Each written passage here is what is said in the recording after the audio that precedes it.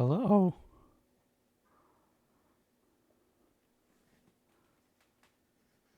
How's it going?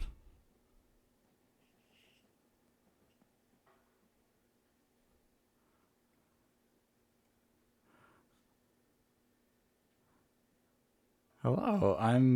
Uh I'm doing um wow. it's been a crazy couple days. I am super happy about hello, Lexi Cat and Osric Teller. Thanks for coming. And Strawberry Milky. Thank you very much.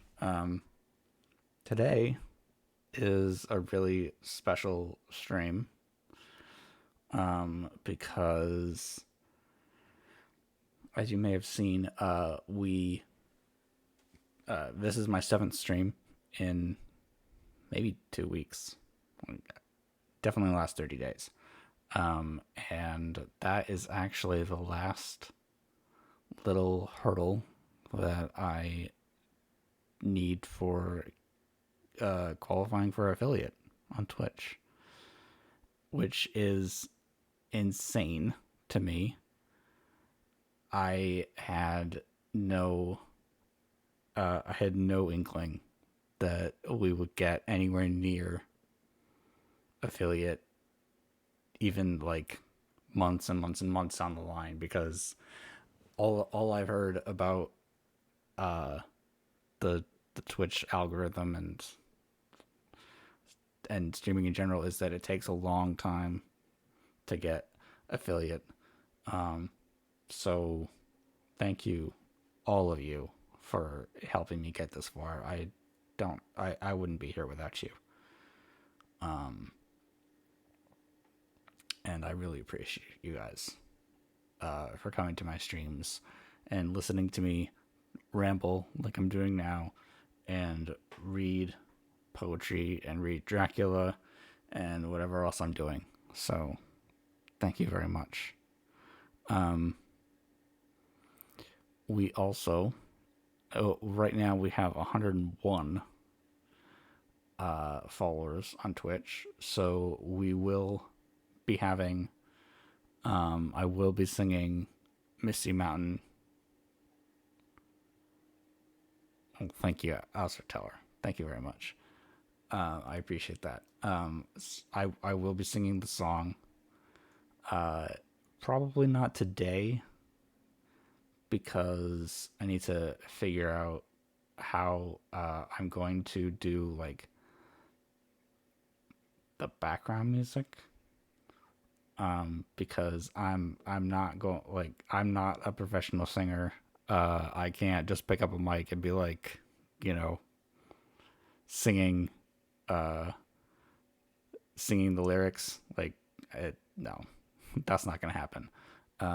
So I want to be able to like hear the music while I'm singing, and I don't necessarily like I don't want you guys to be like listening to the song while I'm like singing the song. If it like that doesn't make any sense the way I said it, but like I want you to hear me singing, not the person that I am listening to sing, if that makes sense.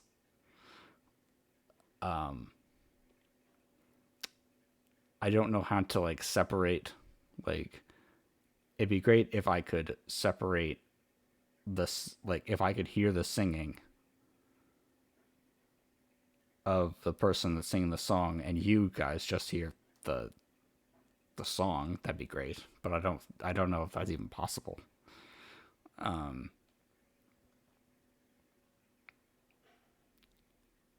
But yeah, that will be coming. Once I figure that out, uh, I'll probably do it as uh, part of an affiliate celebration stream. Whenever that happens, I don't know how long it will take, if and when we get the affiliate email. and onboard and all that stuff. But all that will be coming at some point soon, hopefully. But yeah, thanks again. I just I've been blown away by everything. I should thank some people for following. Speaking of which,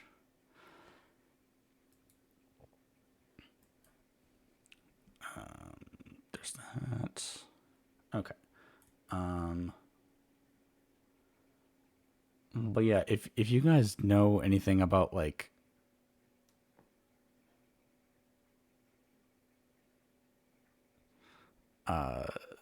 the whole process of like singing on stream and playing music and all that stuff, let me know because I know nothing. So any help that you could provide would be much appreciated.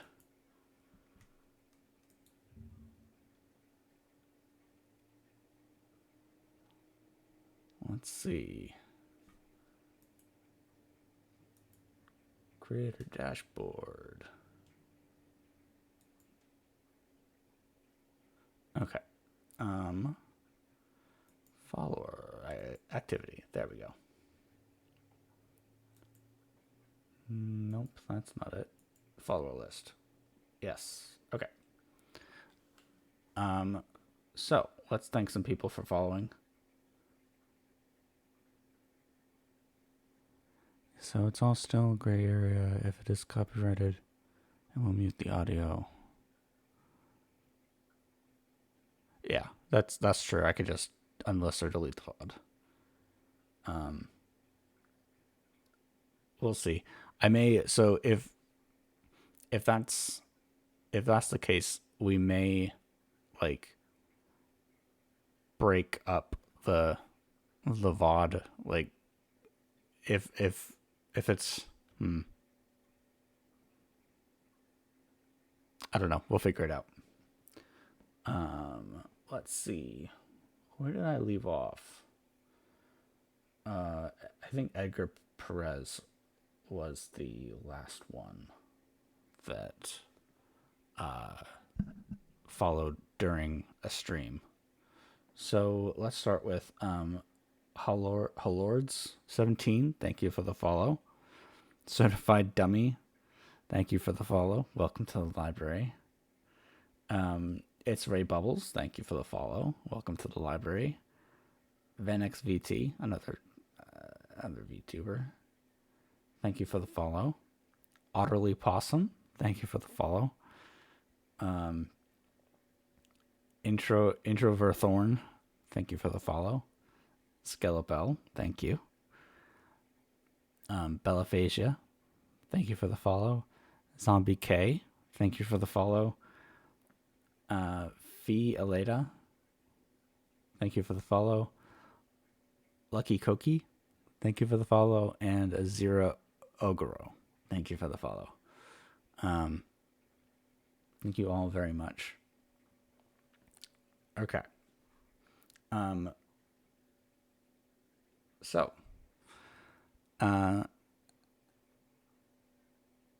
let's get started with the reading, because I don't have much else to talk about besides the Twitch behind the scenes stuff. I've been diligently making my way through the series Stranger Things, because I want to watch season 4, but it feels like I have not watched the show in like 8 years. So I have basically been binge watching the entire series up to season 3. Hold on. Why? No, you're fine. Sorry, Lucky Cookie. The Nightbot settings are a little whacked. I I hadn't gotten them quite right yet. So hello, I'm sorry about that. Um, Bad Nightbot, bad. Can I just nope? That's just the stream title. Can I turn off Nightbot for a second? Cause I don't want everyone to like timeout Nightbot. Yeah, there we go.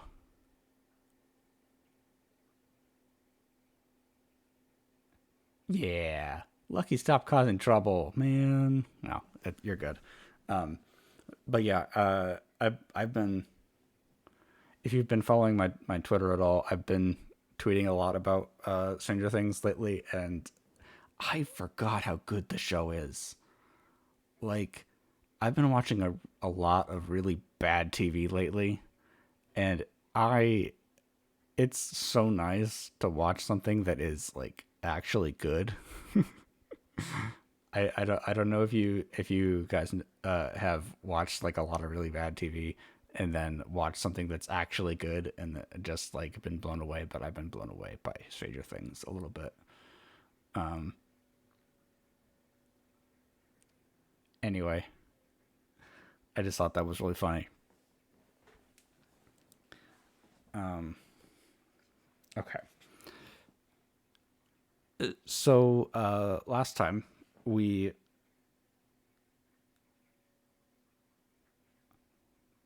yeah um yeah I really want to watch the most recent season. So that's why I've been just binging it the entire rest of the series. I do think that it's really funny how they they always do this with kids on TV shows, but like they're having to explain away how much the actors have aged.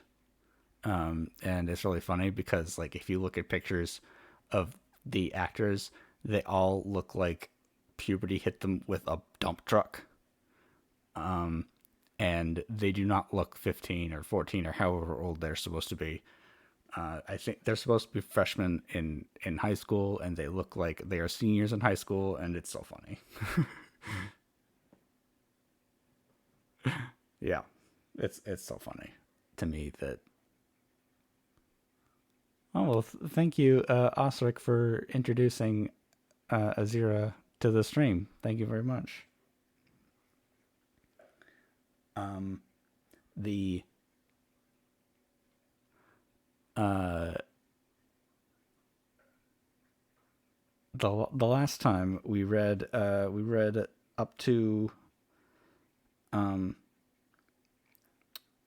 chapter 7 of Dracula, and uh I think that it's really interesting that we get um some some non like some non Jonathan Harker points of view. We get Lucy, and we get um uh what's her name? I am blank. Mina Harker, or Mina Murray for now. Um, we get Mina's point perspective, and we get also a couple of people that like proposed to Lucy in marriage, and she rejected them because she wants to be engaged to her future husband, who also like she describes how there are these three guys, and they all proposed to her on the same day, which is weird to me. Like I don't know if this was like a commonplace thing in 19th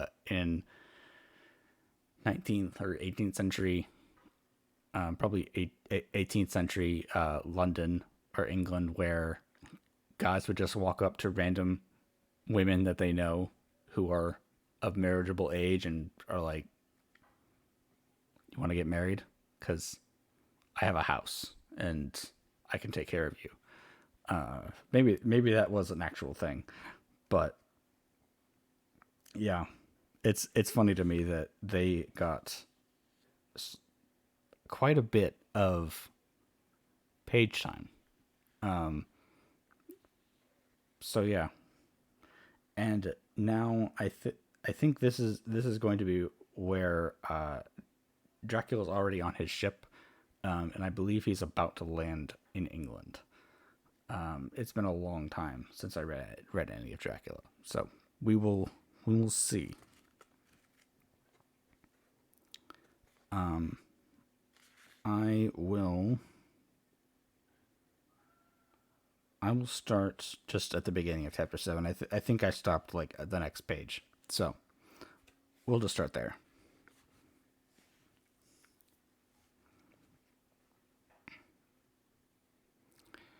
Chapter 7. Cuttings from the Daily Graph, pasted in Mina Murray's journal, from a correspondent. Whitby, 8 August.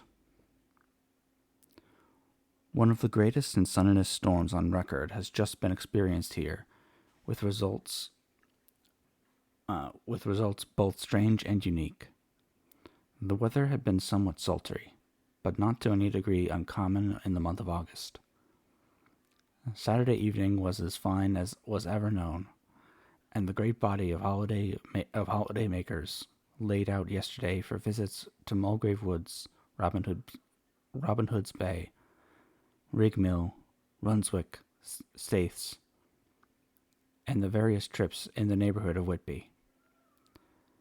The streamers, the steamers Emma and Scarborough made trips up and down the coast, and there was an unusual amount of tripping both to and from Whitby.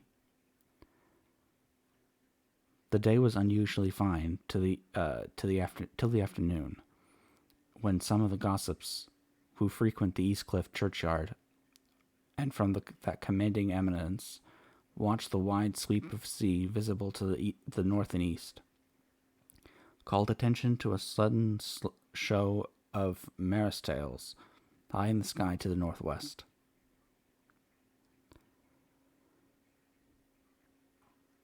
The wind was then blowing from the southwest in the mild degree, which in barometric language is ranked number 2, light breeze. The Coast Guard on duty at once made a report, and one old fisherman, who for more than half a century has kept watch on weather signs from the East Cliff, foretold in an emphatic manner that the coming of a sudden storm.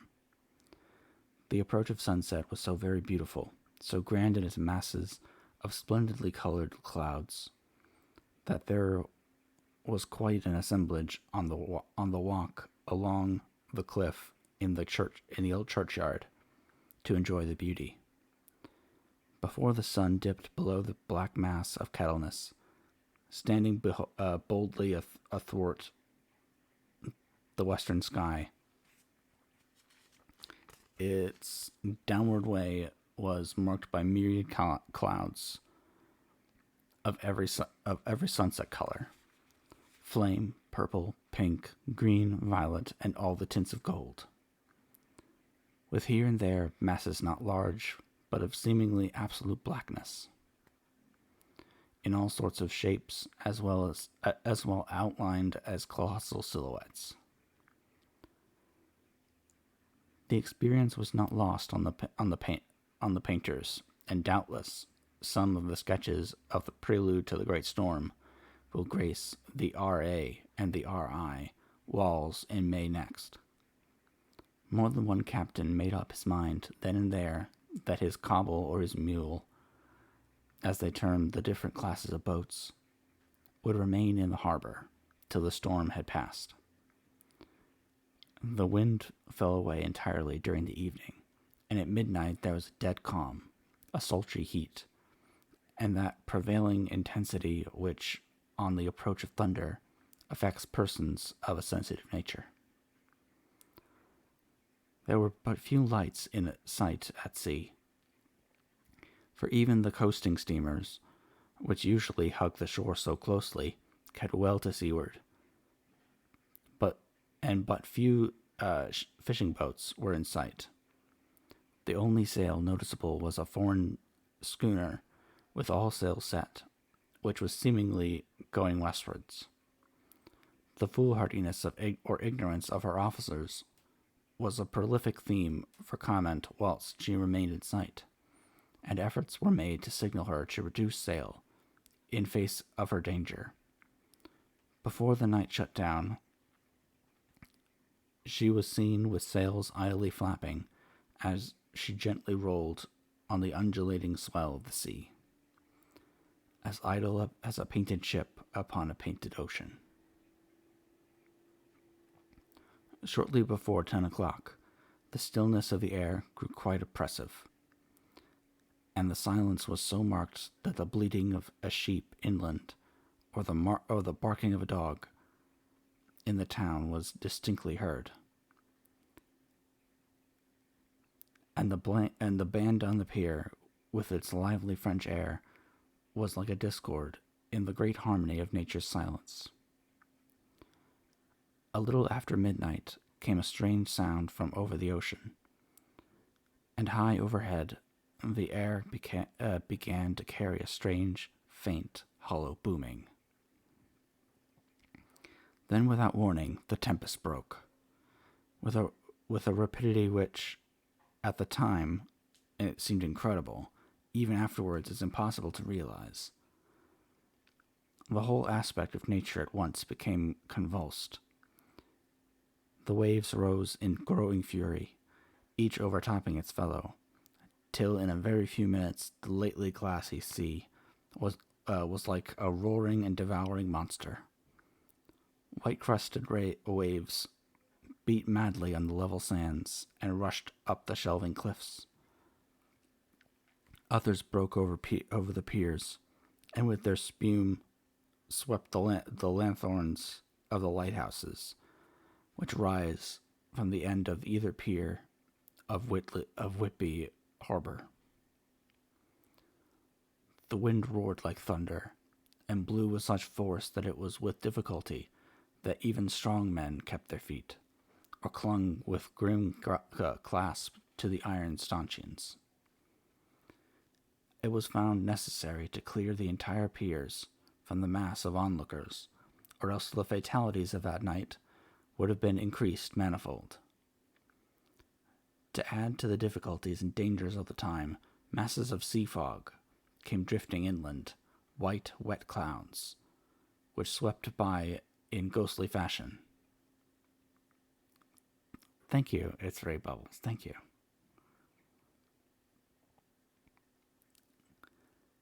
In a ghostly fashion, so dank and damp and cold that it needed but little effort of imagination to think that the spirits of those lost at sea were touching their living brethren with the clammy hands of death. And many a one shuddered as the wreaths of sea mist swept by. At times the mist cleared, and the sea for some distance could be seen in the glare of the lightning, which now came thick and fast, followed by such sudden peals of thunder that the whole sky overhead seemed trembling under the shock of the footsteps of the storm. Some of the scenes thus revealed were of immeasurable grandeur and of absorbing interest. The sea, running mountains high, through skyward with each mighty masses of white foam, which the tempest seemed to snatch at and whirl away into space. Here and there a fishing boat with a rag of sail, running madly for shelter before the blast, now and again the white wings of a storm-tossed seabird. On the summit of the east cliff, the new searchlight was ready for experiment, but had not yet been tried. The officers in charge of it got into working order, and in the pauses of the inrushing mist swept it with it the surface of the sea. Once or twice its surface was most effective, as when a fishing boat with gunwale under water rushed into the harbor, able by the guidance of the sheltering light to avoid the danger of dashing against the piers. As each boat achieved the safety of the port, there was a shout of joy from the mass of people on shore. A shout which, for a moment, seemed to cleave the gale, and was then swept away in its rush.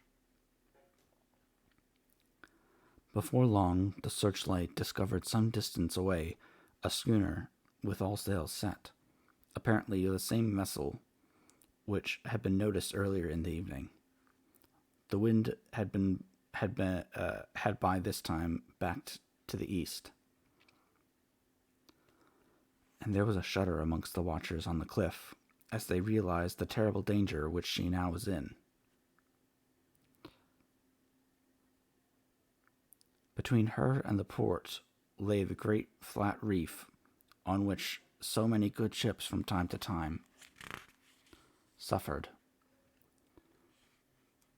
And with the wind blowing from its present quarter, it would be quite impossible that she should fetch the entrance of the harbor. It was now nearly at the hour of high tide, but the waves were so great that in their troughs the shallows of the shore were almost visible, and the schooner, with all sails set, was rushing with such speed that, in the words of one old salt, she must fetch up somewhere, if it was only in hell.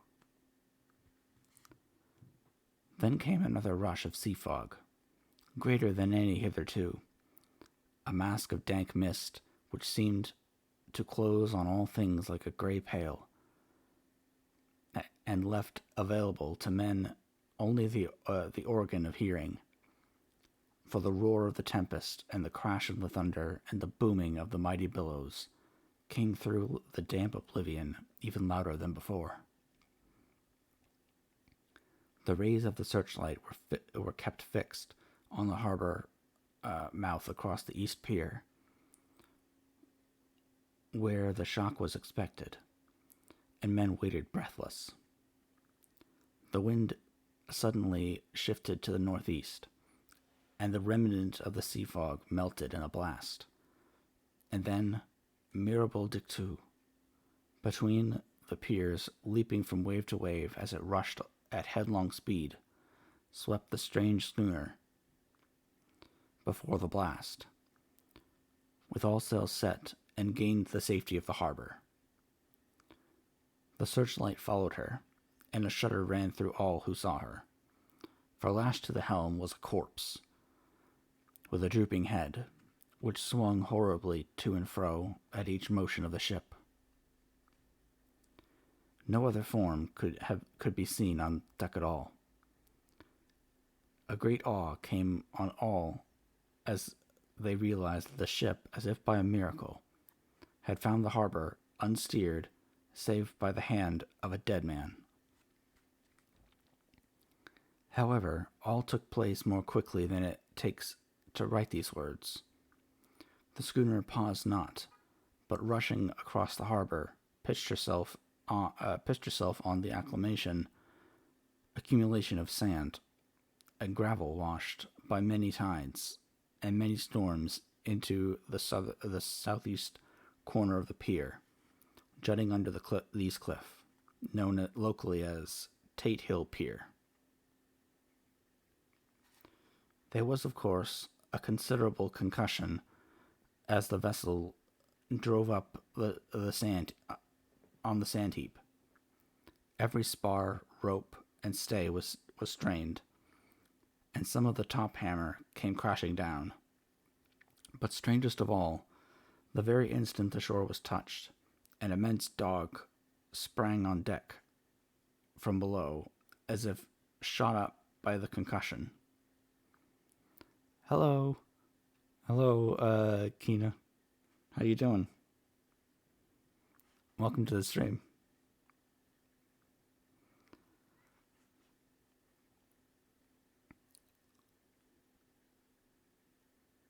and running forward, jumped from the bow on the sand. Awesome, thanks.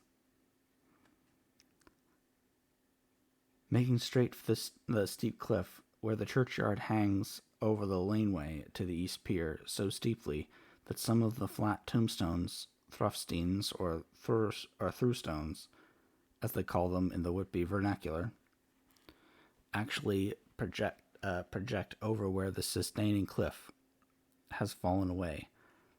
It disappeared in the darkness, which seemed intensified just beyond the focus of the searchlight.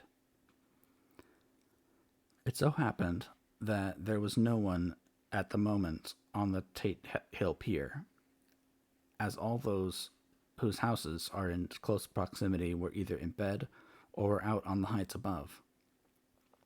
Thus the Coast Guard on duty on the east side of the harbor, who at once ran down to the little pier, was the first to climb on board. The men working the searchlight, after scouring the entrance of the harbor without seeing anything, then turned the light on the derelict and kept it there. The Coast Guard ran aft, and when he came beside the wheel, bent over to examine it, and recoiled at once, as though under some sudden emotion. This seemed to pique the general curiosity, and quite a number of people began to run. It is a good way round from the West Cliff by the drawbridge to Tate Hill Pier, but your correspondent is a fairly good runner, and came well ahead of the crowd. When I arrived, however, I found already assembled on the pier a crowd, whom the Coast Guard and the police refused to allow to come on board. By the courtesy of the chief boatman, I was, as your correspondent, permitted to climb on deck, and was one of a small group who saw the dead seaman, whilst actually lashed to the wheel. It was no wonder that the Coast Guard was surprised, or even awed, for not often can such a sight have been seen. The man was simply fastened by his hands, tied one over the other, to the spoke of the wheel. Between the inner hand and the wood was a crucifix, the set of beads on which it was fastened being around both wrists and wheel, and all kept fast by the binding cords. The poor fellow may have been seated at one time, but the flapping and buffeting of the sails had worked through the rudder of the wheel and dragged him to and fro, so that the cords with which he was tied had cut the flesh to the bone.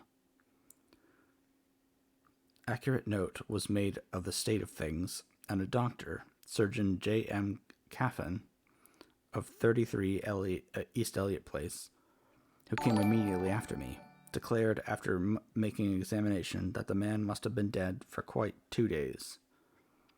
In his pocket was a bottle, carefully corked, empty save a little roll of paper, which proved to be the addendum to the log. The Coast Guard said the man must have tied up his own hands, fastening the knots with his teeth. Oh, thank you, Sophia, for the raid. Thank you so much. Welcome, everyone. I am Emrys. I forgot my homework. Oh no. How did I forget my homework? I'm Emrys, the Fae Librarian, and we are currently reading Dracula. So I hope that you stick around and enjoy the reading.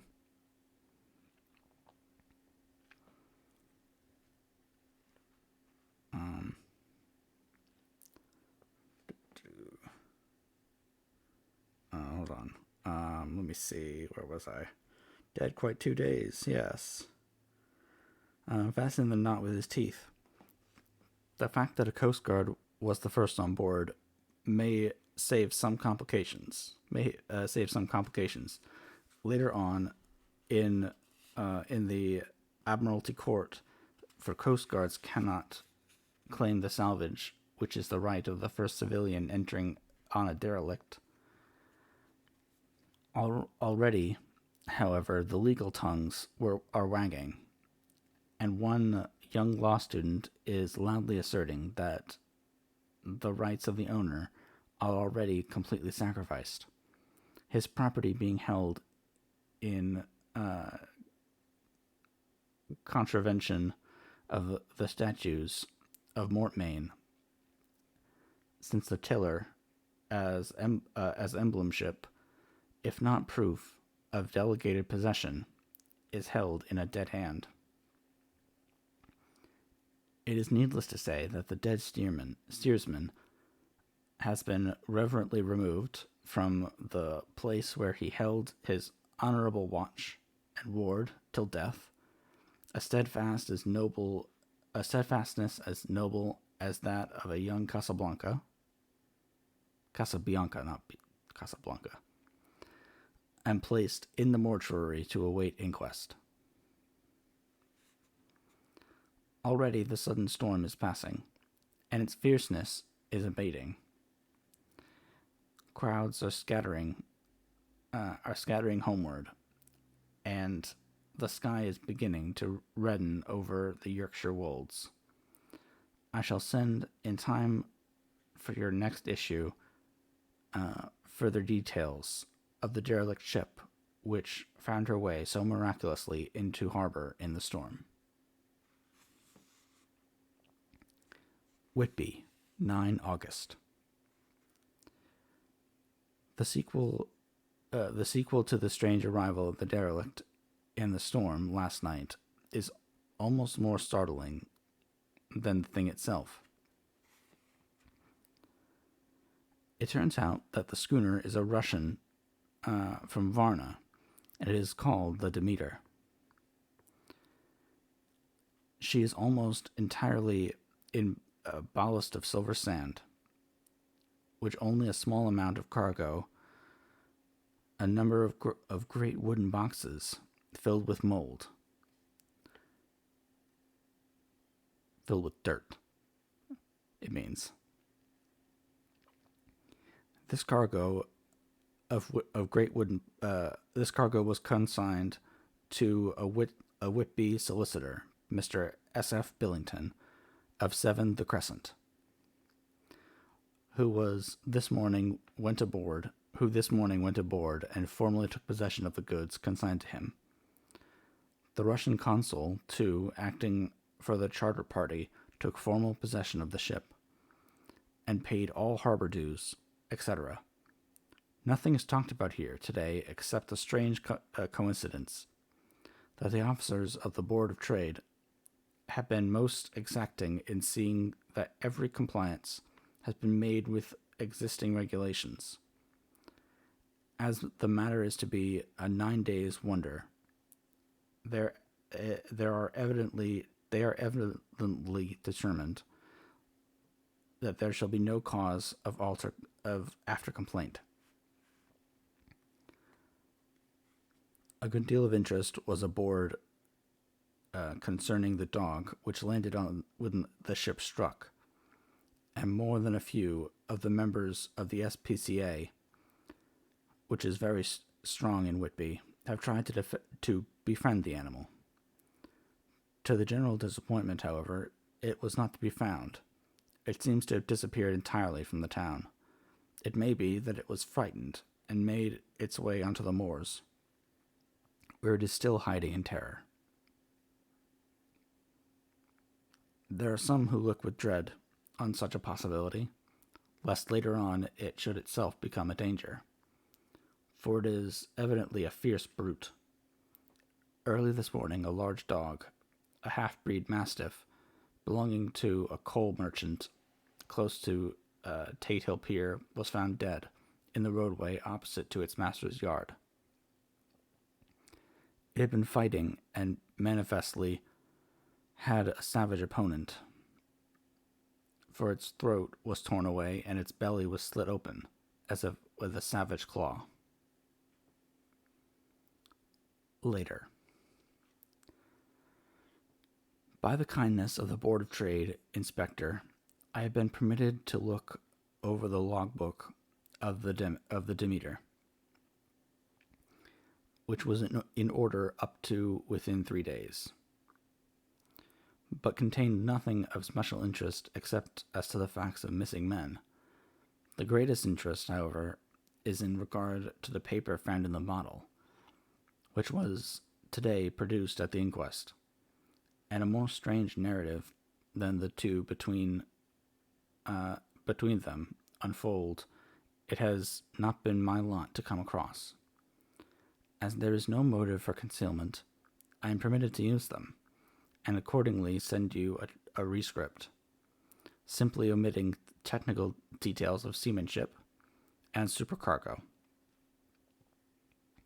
It also seems as though the captain had been seized with some kind of mania before he had got well into blue water, and that this had developed persistently throughout the voyage. Of course, my statement must be taken cum grano, since I am writing from the dictation of a clerk of the Russian consul, who kindly translated for me, time being short. Log of the Demeter. Varna to Whitby. Written 18 July. Things so strange happening that I shall keep accurate notes henceforth till we land. On 6 July, we finished taking in cargo, silver sand and boxes of earth. At noon, set sail. East wind fresh. Crew, 5 hands, 2 mates, cook, and myself, captain. I like how he had to note that he was the captain. Makes me giggle. On 11 July, at dawn, entered Bosphorus, boarded by Turkish customs officials. Bakshish, all correct, underway at 4 p.m. On 12 July, through the Dardanelles, more customs officers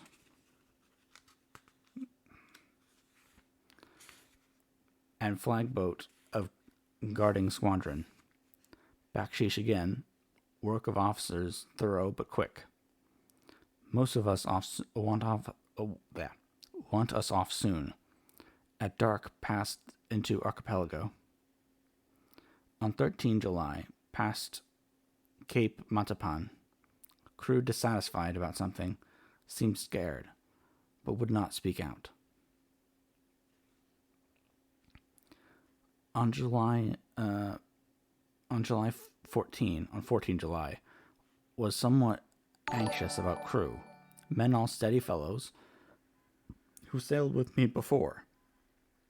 Mate could not make out what was wrong. They only told him that there was something, and crossed themselves. Mate lost temper with one of them that day and struck him. Expected fierce quarrel, but all was quiet. On 16 July, Mate reported in the morning that one of the crew, Pachkovsky, was missing. Could not account for it. Took larboard, watch 8 bells last night. Was relieved by Abramoff, but did not go to bunk. Men more downcast than ever. All said they expected something of the kind, but would not say more than there was something aboard. Mate, getting very impatient with them, feared some trouble ahead. On 17 July, yesterday, one of the men, Algaren, came to my cabin, and in an awestruck way confided to me that he thought there was a strange man aboard the ship. He said that in his watch he had been sheltering behind the deck house, and there was a rainstorm. As there was a rainstorm, when he saw a tall, thin man, who was not like any of the crew, came up the companionway and go along the deck forward and disappear. He followed cautiously, but when he got to bows, found no one, and hatchways were all closed. He was in a panic of superstitious fear, and I am afraid the panic may spread. To allay it, I shall today search the entire ship carefully from stem to stern.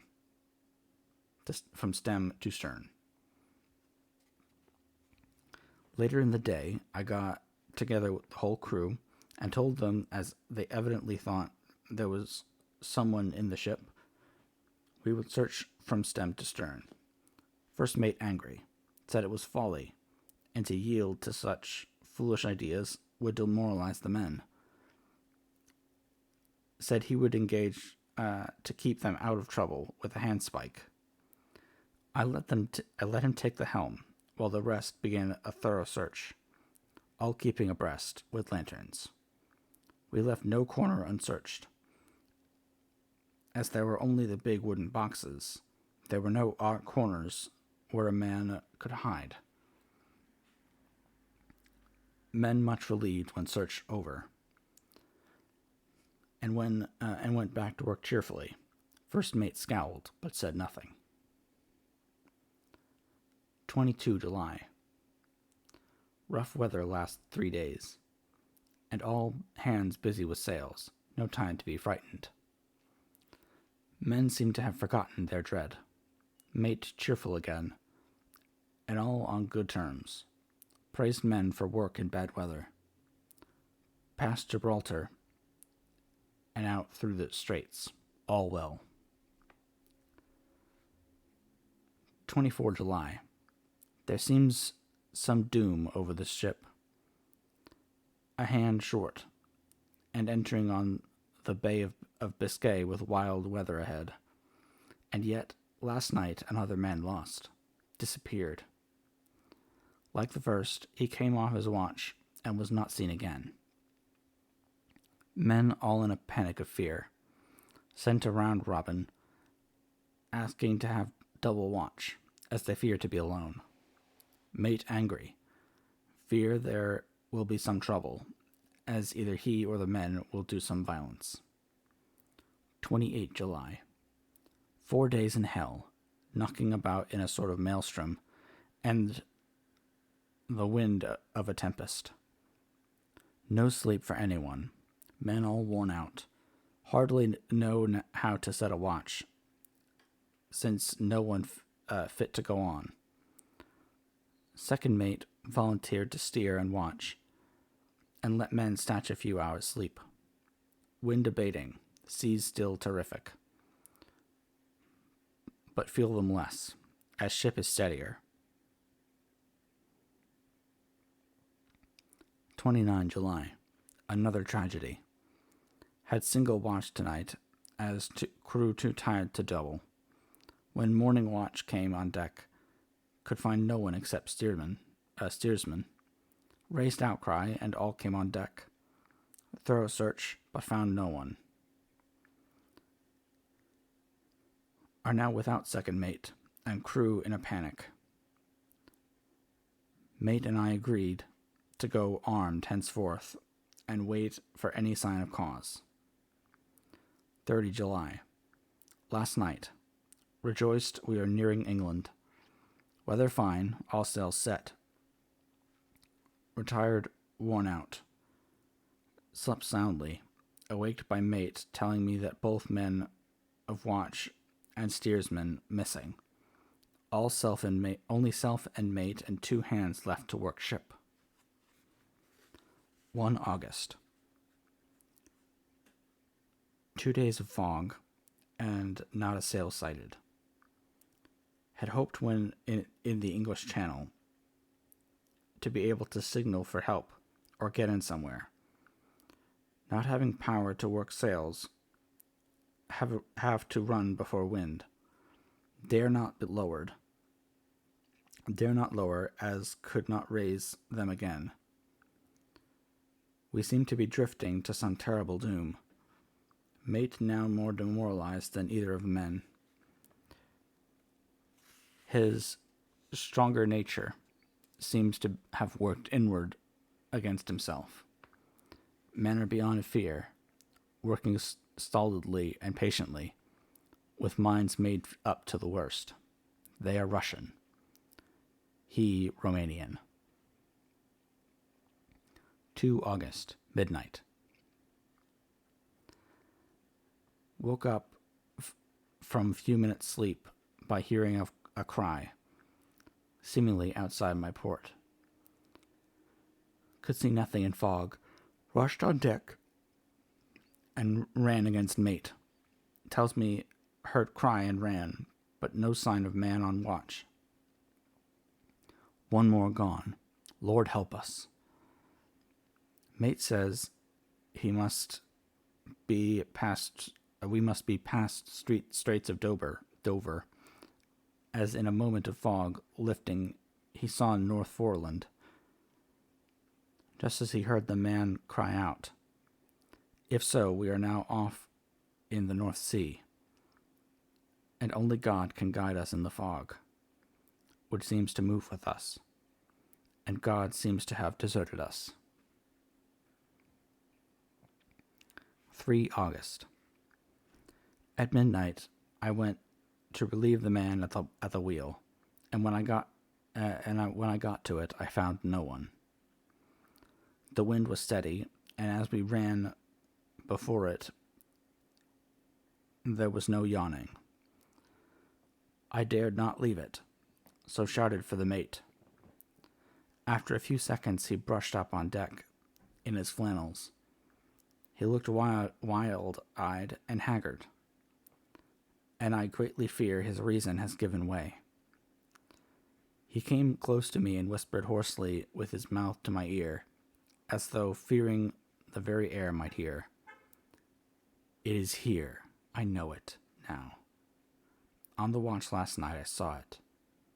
Like a man, tall and thin, and ghastly pale. It was in the bows, and looking out, I crept behind it, and gave it my knife, but the knife went through, empty as the air. And as he spoke, he took his knife and drove it savagely into space. Then he went on, but it is here, and I'll find it. It is in the hold, perhaps in one of the boxes. I'll unscrew them one by one and see. You work the helm. And with a warning look and his finger on his lips, he went below. There was a springing up a choppy wind, and I could not leave the helm. I saw him come out on deck again with a tool chest and a lantern, and go down the forward hatchway. He is mad, stark raving mad, and it is no use my trying to stop him. He can't hurt those big boxes. They're invoiced as clay, and to pull them about is as harmless a thing as he can do. So here I stay, and mind the helm, and write these notes. I can only trust in God, and wait till the fog clears. Then, if I can't steer to any harbor,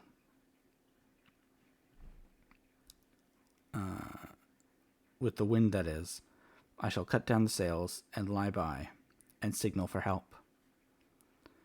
It is nearly all over now, but just as I was beginning to lose hope that the mate would come out calmer, for I heard him knocking away at something in the hold, and work is good for him, there came up the hatchway a sudden startled scream, which made my blood run cold, and up on the deck he came as if shot from a gun, a raging madman, with his eyes rolling and his face convulsed with fear.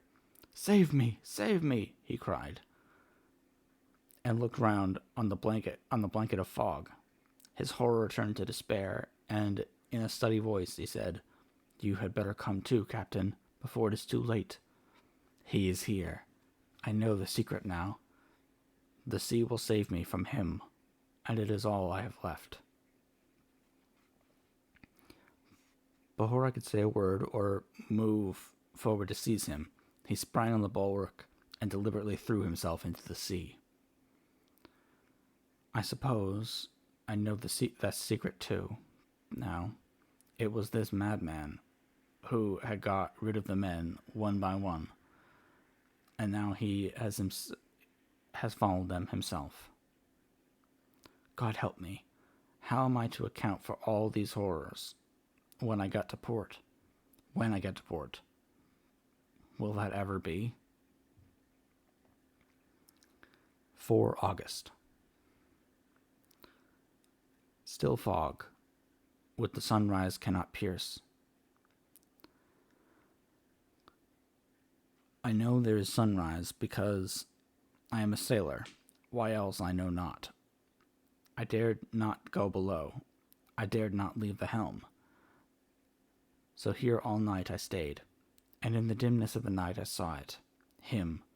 God forgive me, but the mate was right to jump overboard. It was better to die like a man, to die like a sailor in blue water. No man can object. But I am captain, and I must not leave my ship. But I shall baffle this fiend or monster, for I shall tie my hands to the wheel when my strength begins to fail, and along with them I shall tie that which it dare not touch. And then, come good wind or foul, I shall save my soul and my honor as a captain.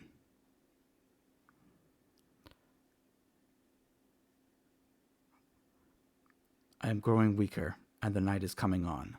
If he cannot look me in the face again, I may not have time to act.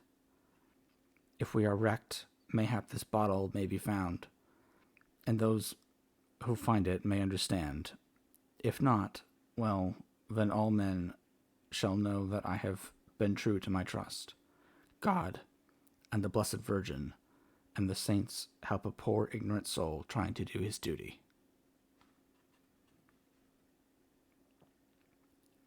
Of course, the verdict was an open one.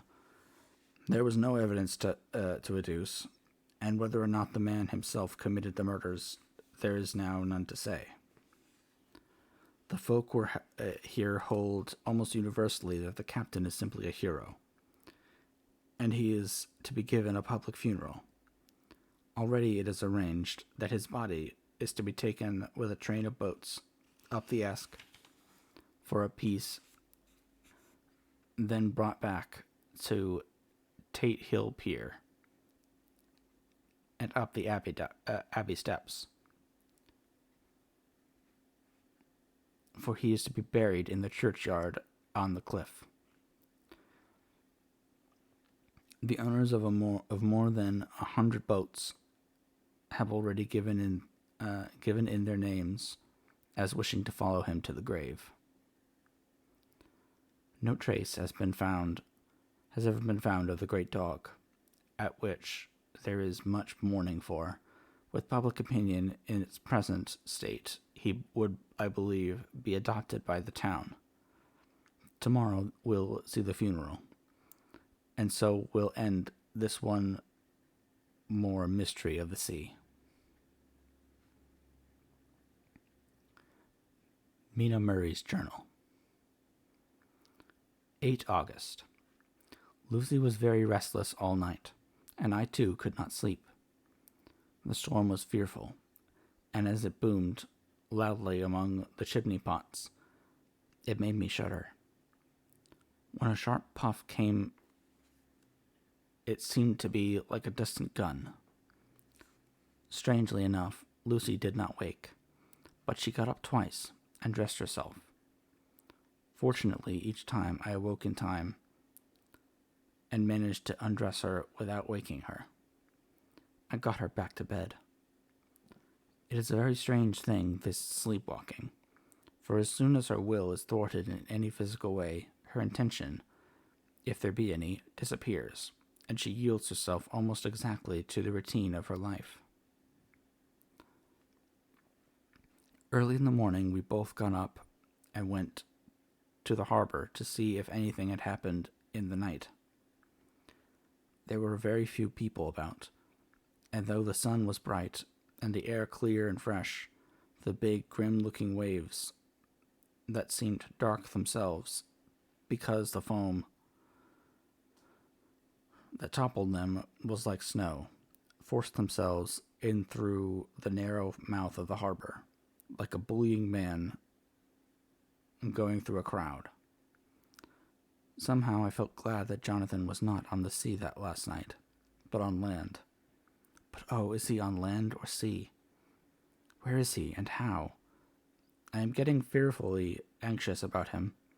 If I only knew what to do, and could do anything. 10 August. The funeral of the sea captain today was most touching. Every boat in the harbor seemed to be there, and the coffin was carried by captains all the way from Tate Hill Pier up to the churchyard. Lucy came with me, and we went early to our old seat, whilst the cortege of boats went up the river to the viaduct and came down again. We had a lovely view, saw the procession nearly all the way. The poor fellow was laid to rest near our seat, so that we stood on it when the time came and saw everything. Poor Lucy seemed much upset. She was restless and uneasy all the time, and I cannot but think that her dreaming at night is telling on her. She is quite odd in one thing. She will not admit to me that there is any cause for restlessness, or if there be, she does not understand it herself. There is an additional cause that in that poor old Mr. Swales was found dead this morning on our seat, his neck being broken. He had evidently, as the doctor said, fallen back in the seat in some sort of fright, for there was a look of fear and horror on his face that the men said made them shudder. Poor dear old man. Perhaps he had seen death with his dying eyes. Lucy is so sweet and sensitive that she feels influences more acutely than other people do. Just now she was quite upset by a little thing which I did not much heed, though I am myself very fond of animals. One of the men who came up here often to look for the boats was followed by his dog. The dog is always with him. They are both quiet persons, and I never saw the man angry nor heard the dog bark. During the service the dog would not come to its master, who was on the seat with us, but kept a few yards off, barking and howling. Its master spoke to it gently, and then harshly, and then angrily, but it would neither come nor cease to make noise.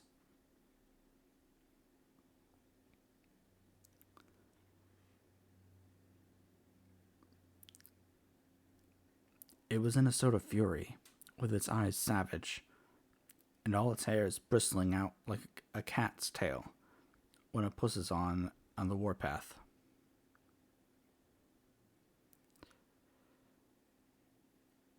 Finally, the man, too, got angry and jumped down and kicked the dog, and then took it by the scuff of the neck and half dragged it, half threw it on the tombstone on which the seat is fixed. The moment it touched the stone, the poor thing became quiet and fell all into a tremble. It did not try to get away, but crouched down, quivering and cowering, and was in such a pitiable state of terror that I tried, though without effort, to comfort it. Lucy was full of pity too, but she did not attempt to touch the dog. but looked at it with in an agonized sort of way. I greatly fear that she is too supersensitive a nature to go through the world without trouble. She will be dreaming of this tonight, I am sure. The whole agglomeration of things. The ship steered into port by a dead man, his attitude tied to the wheel with a crucifix and beads. The touching funeral, the dog now furious and now in terror, will all afford material for her dreams.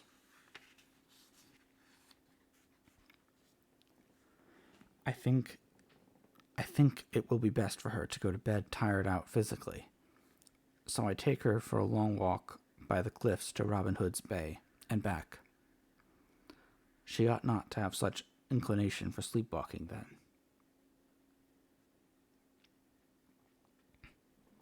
Dracula has arrived in England.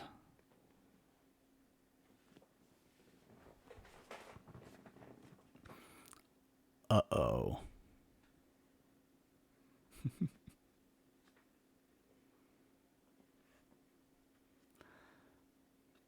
Mother Nocturna, thank you for the follow. I'm sorry I didn't see that earlier. But thank you very much. I appreciate that very much. Welcome to the library.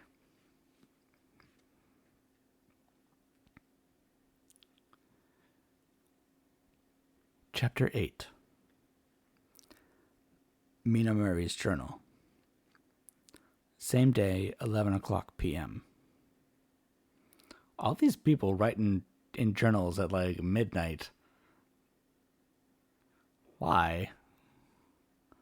Oh, they got nothing else to do but write in journals all day, I guess.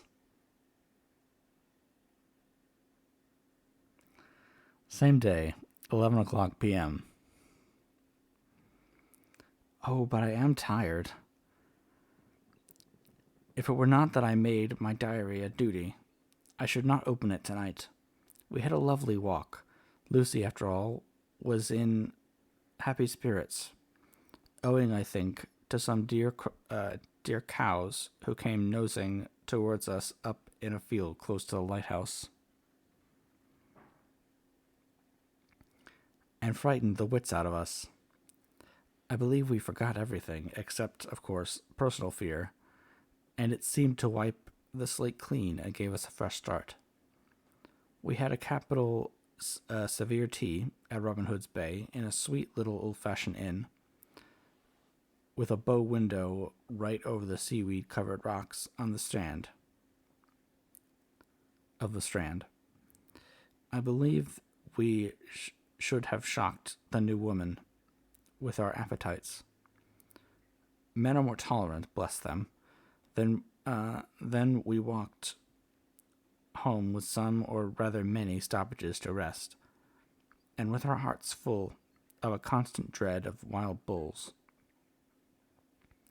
Lucy was really tired, and we intended to creep off to bed as soon as we could.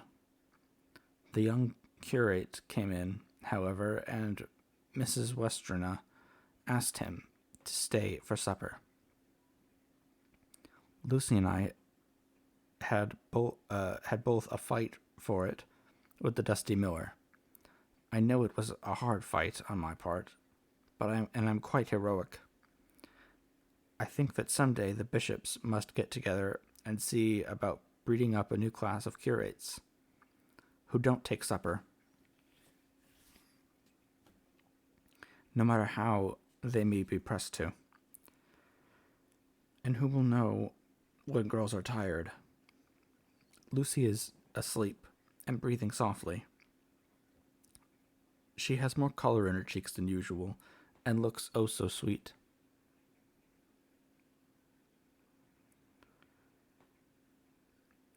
If Mr. Homewood fell in love with her seeing her only in the drawing room, I wonder what he would say if he saw her now. Some of the new women writers will someday start an idea that men and women should be allowed to see each other asleep before proposing or accepting. Imagine that. But I suppose the new women won't condescend in future to accept.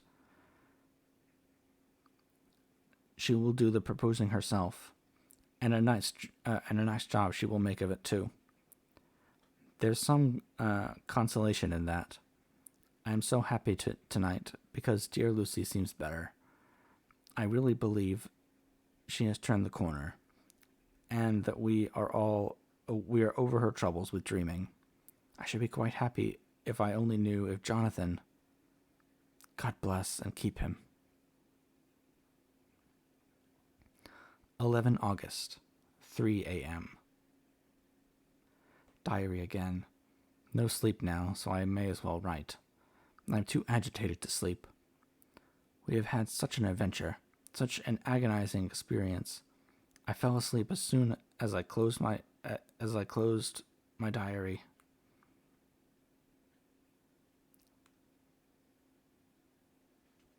Oh, this is like 4 hours later.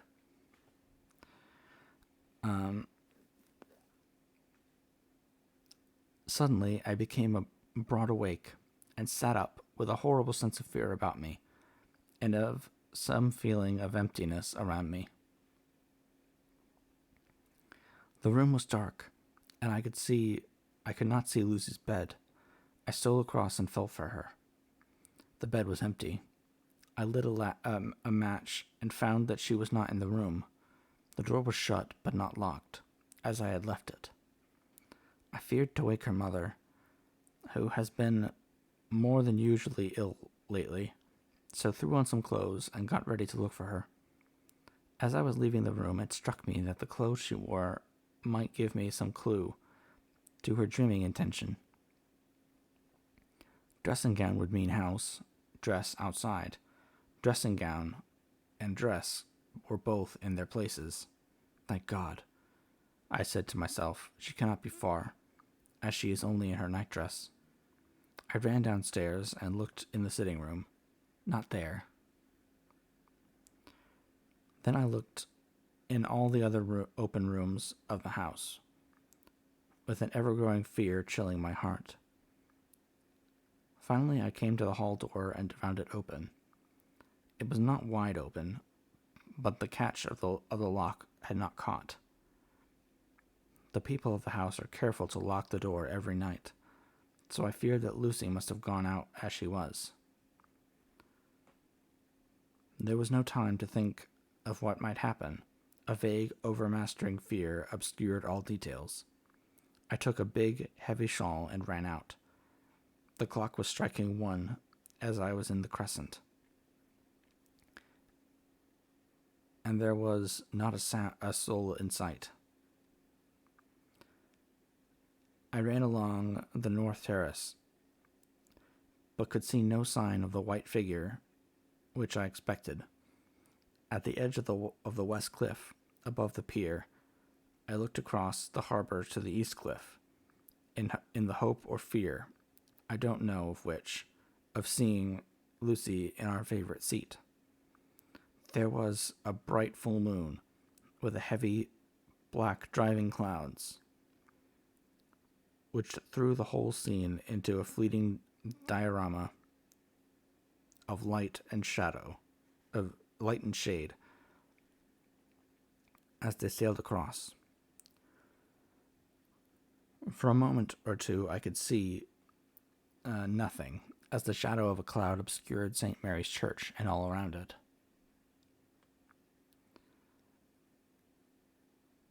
And then, as the shadow passed, I could see the ruins of the abbey coming into view, and as the edge of a narrow band of light, as sharp as a sword cut, moved along, the church and the churchyard became gradually visible. Whatever my expectation was, it was not disappointed. For there, on our favorite seat, the silver light of the moon struck a half-reclining figure, snowy white. The coming of the cloud was too quick for me to see much, for shadow shut down on light almost immediately, but it seemed to me as though something dark stood behind the seat, where the white figure shone, and bent over it. What it was, whether man or beast, I could not tell. It did not wait I did not wait to catch another glance, but flew down the steep steps to the pier, and along by the fish market to the bridge, which was the only way to reach the east cliff. The town seemed as dead, for not a soul did I see. I rejoiced that it was so, for I wanted no witness of poor Lucy's condition.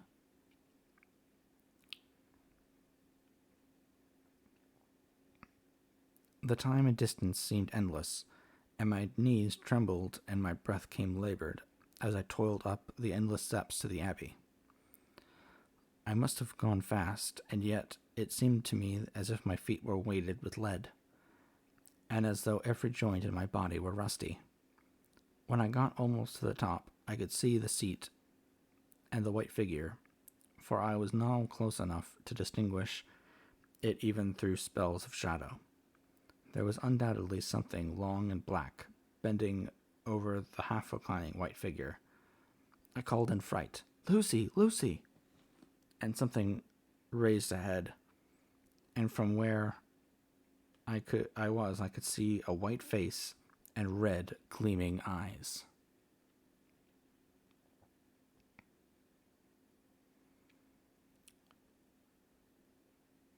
Lucy did not answer, and I ran to the entrance of the churchyard. As I entered, the church was between me and the seat, and for a moment or so I lost sight of her. When I came in view again, the cloud had passed, and the moonlight struck so brilliantly that I could see Lucy half reclining with her head lying over the back of the seat. She was quite alone, and there was not a sign of any living thing about. When I bent over her, I could see that she was still asleep. Her lips were parted, and she was breathing, not as softly as usual for her, but in long, heavy gasps, as though striving to keep her lungs, to get her lungs full at every breath. As I came close, she put up her hand in her sleep, and pulled the collar of her nightdress close to along her throat. While she did so, there came a little shudder through her, as though she felt the cold. I flung the warm shawl over her, and drew the edges tight around her neck, for I dreaded lest she get some deadly chill from the night air, unclad as she was. I feared to wake her all at once, so in order to have my hands free, I might help her, I fastened the shawl at her throat with a big safety pin. But I must have been clumsy in my anxiety and pinched or pricked her with it, for by and by, when her breathing became quieter, she put her hand to her throat again and moaned. When I had her carefully wrapped up, I put her shoes on her feet, and then began very gently to wake her. At first she did not respond.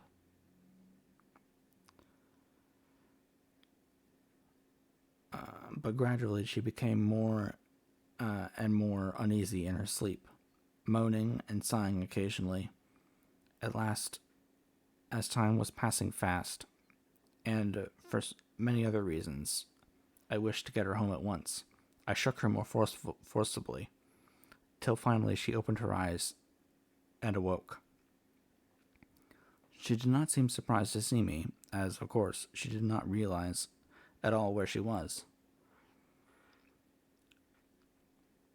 Lucy always wakes prettily, and even at such time, when her body must have been chilled with cold, and her mind somewhat appalled at waking unclad in a churchyard at night, she did not lose her grace. She trembled a little, and clung to me, When I told her to come at once with me home, she rose without a word, with the obedience of a child. As we passed along, the gravel hurt my feet, and Lucy noticed me wince. She stopped and wanted to insist upon me taking my shoes, but I would not. However, when we got to the pathway outside the churchyard, where there was a puddle of water remaining from the storm, I daubed my feet with mud, using each foot in turn on the other, so that as we went home, no one, in case we should meet anyone, should notice my bare feet. Fortune favored us, and we got home without meeting a soul. Once we saw a man, who seemed not quite sober, passing along a street in front of us, but we hid in a door till he had disappeared up an opening such as there are here, steep little closes and wynds, as they call them in Scotland. My heart beat so loud all the time that sometimes I thought I should faint. I was filled with anxiety about Lucy, not only for her health, lest she should suffer from the exposure, but for her reputation in case the story should get wind. When we got in and had washed our feet and had said a prayer of thankfulness together, I tucked her into bed. Before falling asleep, she asked, even implored, me not to say a word to anyone, even her mother, about her sleepwalking adventure.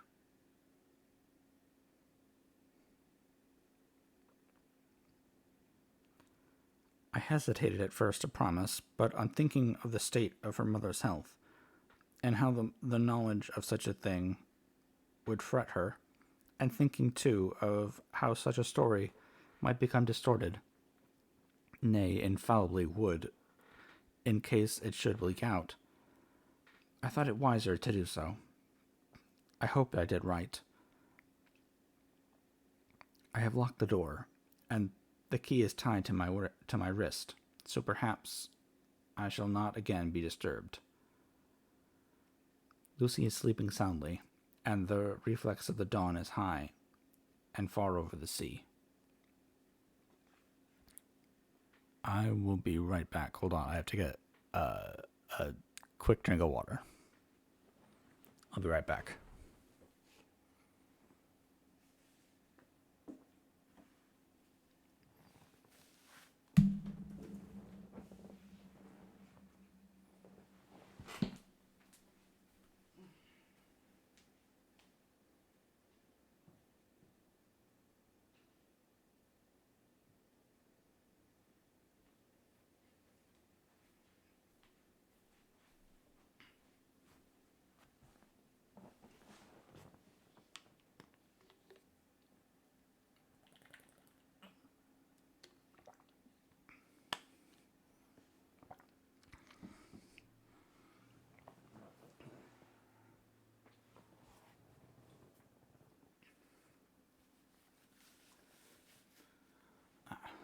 Okay, here we go.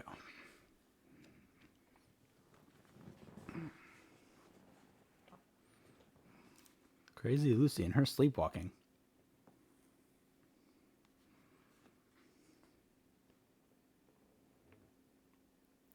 I know, I was small. Good evening, Jonas. I don't. I haven't figured out how to stop my model from moving, like, with the depth of how far I am from my webcam. So if I leave my seat, I will become small. Very, very small.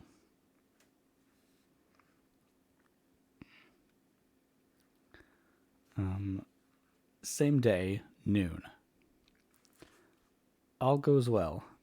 Lucy slept till I woke her and seemed not to have even changed her side. The adventure of the night did not seem to have harmed her. On the contrary, it has benefited her. She looks better this morning than she has done for weeks. I was sorry to notice that my clumsiness with the safety pin hurt her. Indeed, it might have been serious, for the skin of her throat was pierced. I'm sure it's fine. I must have pinched up a piece of loose skin and have transfixed it, for there are two little red points, like pinpricks, and on the band of her nightdress there was a drop of blood. When I apologized and was concerned about it, she laughed and petted me and said that she did not even feel it. Fortunately, I did not. It cannot leave a scar, as it is so tiny. Same day, night. We passed a happy day. The air was clear and the sun bright, and there was a cool breeze. We took our lunch to Mulgrave Woods. Mrs. Westenra driving by the road, and Lucy and I walking by the cliff path and joining her at the gate. I felt a little sad myself, for I could not but feel how absolutely happy it would have been had Jonathan been with me. But there, I must only be patient. In the evening we strolled in the casino terrace, and heard some good music by Spohr and Mackenzie, and went to dinner and went to bed early. Lucy seemed much more restful than she has been for some time, and fell asleep at once. I shall lock the door and secure the key, as same as before, though I do not expect any trouble tonight. 12 August. My expectations were wrong, for twice during the night I was awakened by Lucy trying to get out. She seemed, even in her sleep, to be a little impatient at finding the door shut, and went back to bed under a sort of protest. I woke with the dawn and heard the birds chirping outside the window. Lucy woke too, and I was glad to see was even better than on the previous morning. All her old gaiety of manner seemed to have come back, and she came and snuggled in beside me, and told me all about Arthur. I told her how anxious I was about Jonathan, and then she tried to comfort me. Well, she succeeded somewhat, for sympathy can't alter facts. It can help to make them more bearable. 13 August. Another quiet day, and to bed with the key on my wrist as before. Again I woke in the night and found Lucy sitting up in bed, still asleep, pointing to the window, and I got up quietly, and pulling aside the blinds, looked out. It was brilliant moonlight, and the soft effect of the light over the sea and sky, merged together in one great silent mystery, was beautiful beyond words.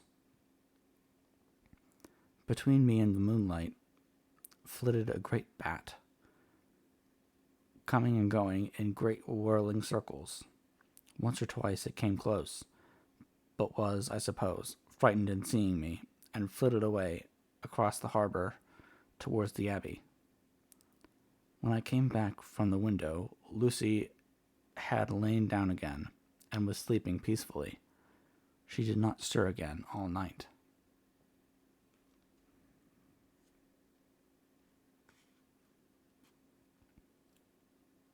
August 14. On the East Cliff, reading and writing all day, Lucy seems to have become as much in awe as much in love with the spot as I am, and it is hard to get her away from it when it is time to come home for lunch or tea or dinner. This afternoon she made a funny remark. We were coming home for dinner, and had come to the top of the steps from the up from the west pier, and stopped to look at the view, as we generally do. The setting sun, low down in the sky, was dropping behind Kettleness. The red light was thrown out over the east cliff on the old abbey, and seemed to bathe everything in a beautiful rosy glow. We were silent for a while, and suddenly Lucy murmured as if to herself, "His red eyes again. They are just the same." It was such an odd expression, coming apropos of nothing, that it quite startled me. I slewed round a little, so as to see Lucy well without seeming to stare at her, and saw that she was in a half-dreamy state, with an odd look on her face that I could not make out, so I said nothing, but followed her eyes. She appeared to be looking out over over at our own seat, whereon was a dark figure seated alone. I was a little startled myself, for it seemed for an instant as if the stranger had great eyes like burning flames. But a second look dispelled the illusion. The red sunlight was shining on the windows at St. Mary's Church behind our seat, and as the sun dipped, there was just sufficient change in the refraction and reflection to make it appear as if the light moved. I called Lucy's attention to the peculiar effect, and she became herself with a start, but she looked sad all the same. It may have been that she was thinking of that terrible night up there. We never referred to it, so I said nothing, and we went home to dinner. Lucy had a headache and went early to bed. I saw her asleep and went out for a little stroll myself. I walked along the cliffs to the westward, and was full of sweet sadness, for I was thinking of Jonathan. When coming home, it was the then bright moonlight, so bright that though in front of our part of the crescent was in shadow, everything could be well seen. I threw a glance up at our window and saw Lucy's head leaning out. I thought that perhaps she was looking out for me, so I opened my handkerchief and waved. She did not notice or make any movement whatever.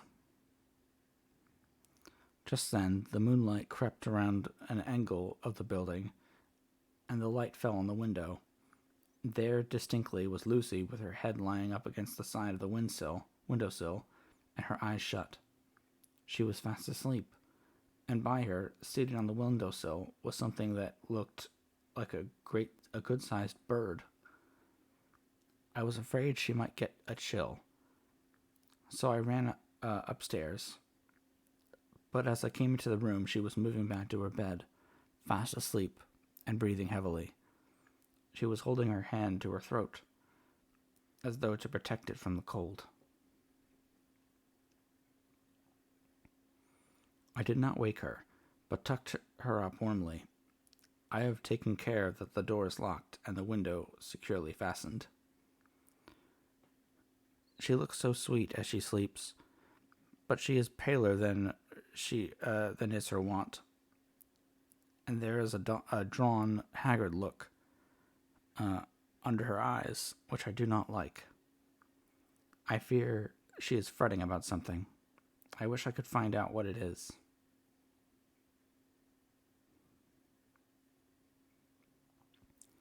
August 15th. Rose later than usual. Lucy was languid and tired, and slept on after we had been called. We had a happy surprise at breakfast. Arthur's father is better, and wants the marriage to come off soon. Lucy is full of quiet joy, and her mother is glad and sorry at once. Later on in the day, she told me the cause. She is grieved to lose Lucy as her very own, but she is rejoiced that she is soon to have someone to protect her. Poor dear, sweet lady, she confided to me that she has got her death warrant. She has not told Lucy, and made me promise secrecy. Her doctor told her that within a few months, at most, she must die, for her heart is weakening. At any time, even now, a sudden shock would be almost sure to kill her. We were wise to keep her from the affair of the dreadful night of Lucy's sleepwalking.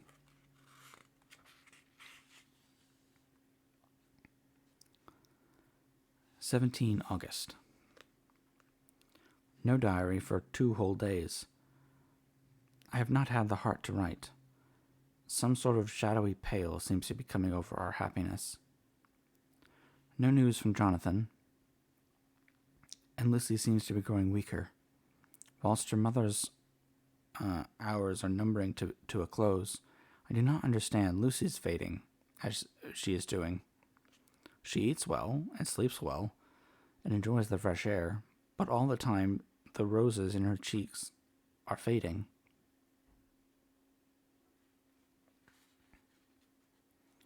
And she gets weaker and more languid day by day. At night I hear her gasping as if for air. I keep the key of our door always fastened to my wrist at night, but she gets up and walks about the room and sits at the open window. Last night I found her leaning out when I woke up, and when I tried to wake her, I could not. She was in a faint. When I managed to restore her, she was as weak as water, and cried silently between long, painful struggles for breath. When I asked her how she came to be at the window, she shook her head and turned away. I trust her feeling ill may not be from that unlucky prick of the safety pin. I looked at her throat just now as she lay asleep, and the tiny wounds seemed not to have healed. They are still open, and if anything, larger than before, and the edges of them are faintly white. They are like little white dots with red centers. Unless they heal within a day or two, I shall insist on the doctor seeing about them.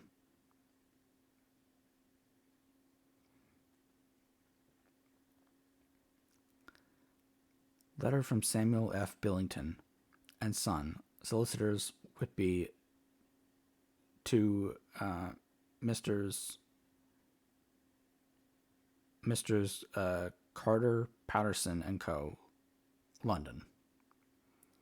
17 August. Dear Sirs, herewith please receive invoice of goods sent by Great Northern Railway. Same are to be delivered to Carfax, near Purfleet, immediately on receipt at Goods Station, King's Cross. The house is at present empty, but enclosed please find keys, all of which are labeled. You will please deposit the boxes, 50 in number, which form the consignment, in the partially ruined building forming part of the house, and marked A on rough diagram enclosed.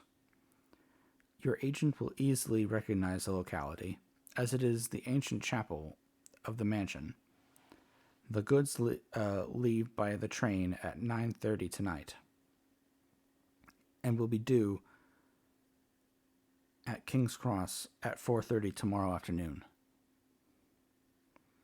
As our client wishes the delivery made as soon as possible, we shall be obliged by having your by your having teams ready at King's Cross at the time named, and forthwith conveying the goods to a destination.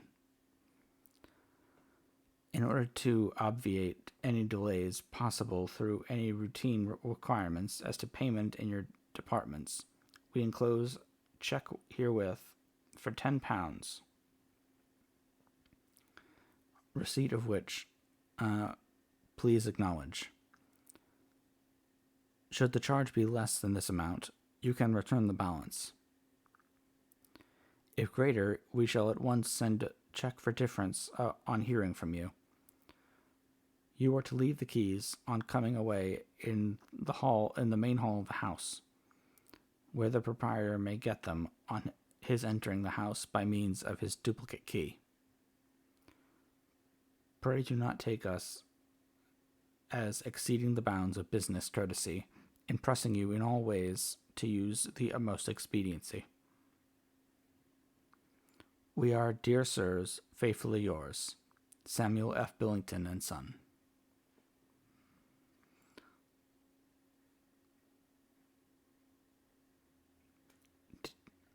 21 August.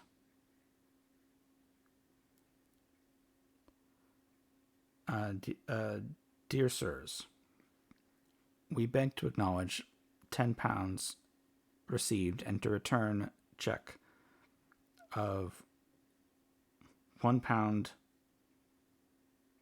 17S9D. I don't know the British pound system. Amount of overplus, as shown in receipt account herewith. Goods are delivered in exact accordance with instructions, and keys left in parcel in main hall as directed.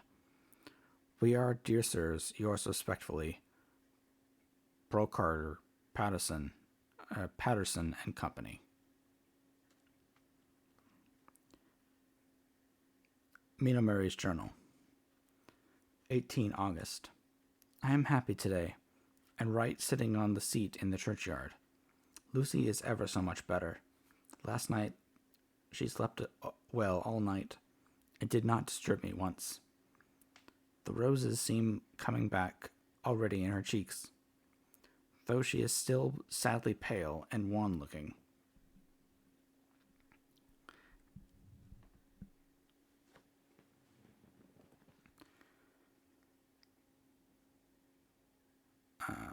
If she were in any way anemic, I could understand it, but she is not. She is in happy spirits, and full of life and cheerfulness. All the morbid reticence seems to have passed from her,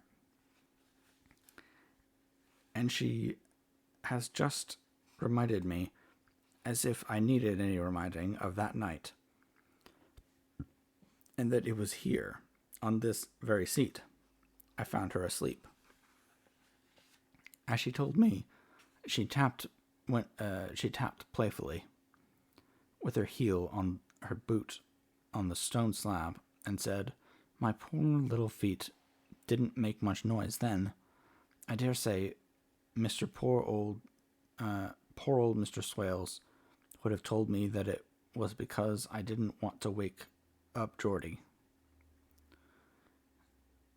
As she was in such a communicative humor, I asked her if she had dreamed at all that night. Before she answered, that sweet puckered look came back into her forehead, which Arthur, I call him Arthur from her habit, says he loves, and indeed I don't wonder that he does.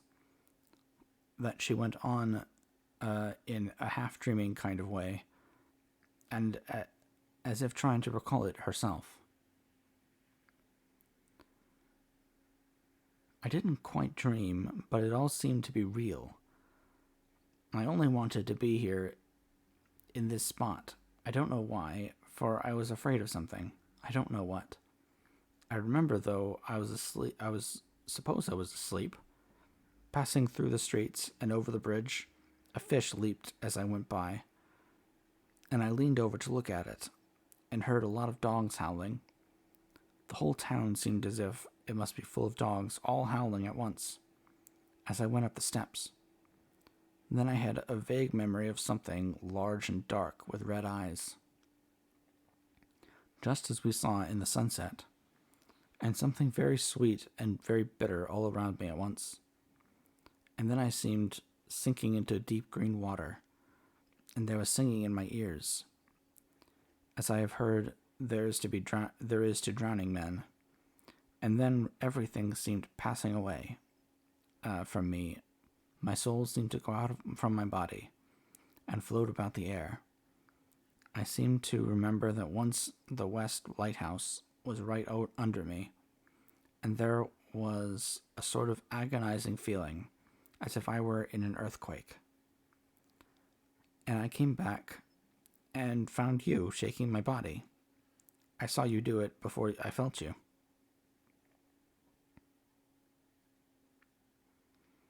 Then she began to laugh. It seemed like a little uncanny to me, and I listened to her breathlessly. I did not quite like it, and thought it better not to keep her mind on the subject, so we drifted on to other topics. And Lucy was like her old self again. When we got home, the fresh breeze had braced her up, and her pale cheeks were really more rosy. Her mother rejoiced when she saw her, and we all spent a happy evening together. 19 August. Joy, joy, joy. Although not all joy at last news of Jonathan. The dear fellow has been ill. That is why he did not write.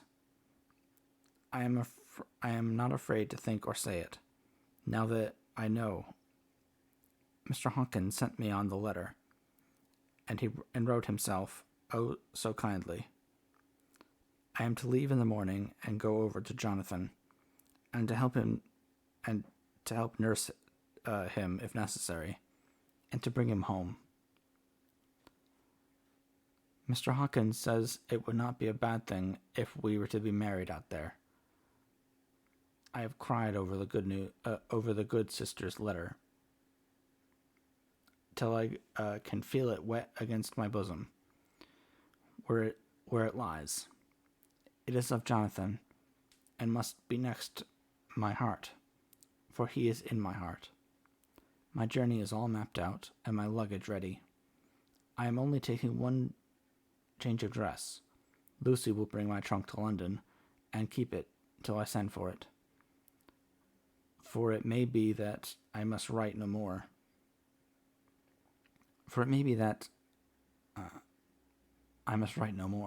I must keep it to say to Jonathan, my husband. The letter he has seen and touched must comfort me till we meet. Thank you, ID10, for the follow. Thank you very much. Welcome to the library.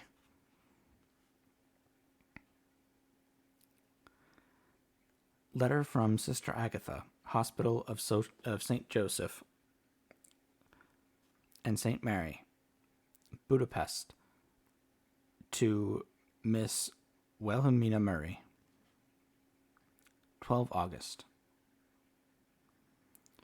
Dear Madam, I write by desire of Mr. Jonathan Harker, who is himself not strong enough to write, though progressing well, thanks to God and St. Joseph and St. Mary.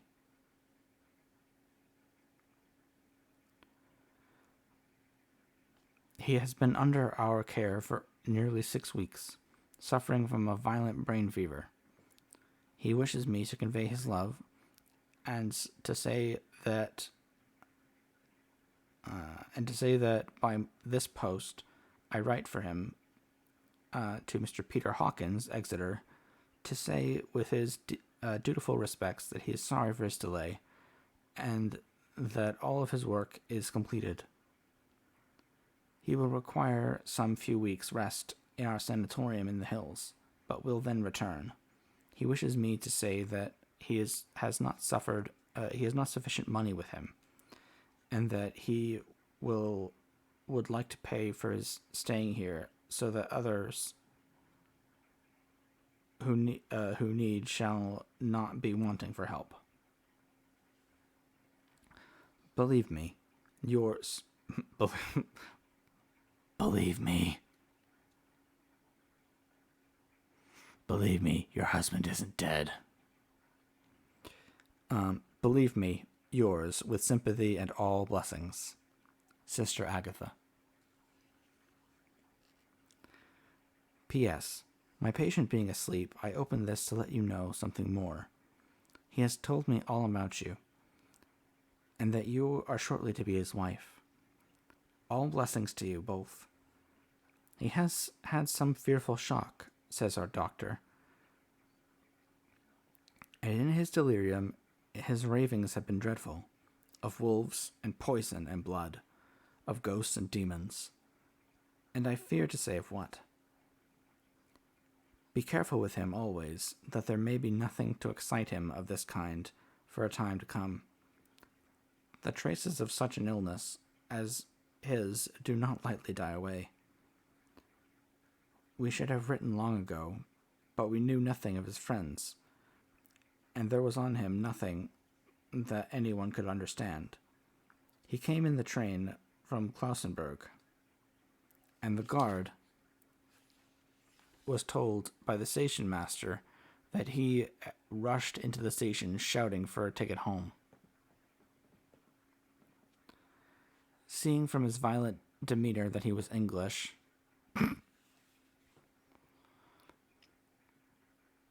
everyone knows that the English are violent people.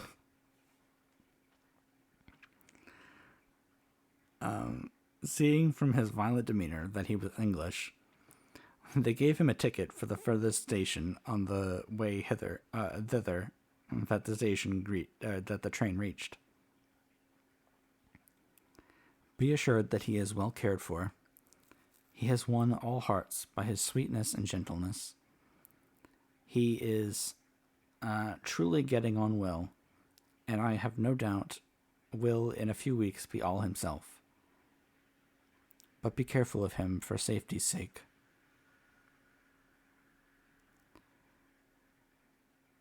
There are, I pray, God and Saint Joseph and Saint Mary, many, many happy years for you both. Dr. Seward's Diary. 19 August. Strange and sudden change in Renfield last night. About 8 o'clock, he began to get excited and sniff about as a dog does when setting. The attendant was struck by his manner, and knowing my interest in him, encouraged him to talk. He is usually respectful to the attendant, and at times servile. But tonight the man tells me he was quite haughty. Would not condescend to talk with him at all. All he would say was, "I don't want to talk to you. You don't count now. The master is at hand." The attendant thinks it is some sudden form of religious mania which has seized him. If so, we must look out for squalls, for a strong man with homicidal and religious mania at once might be dangerous.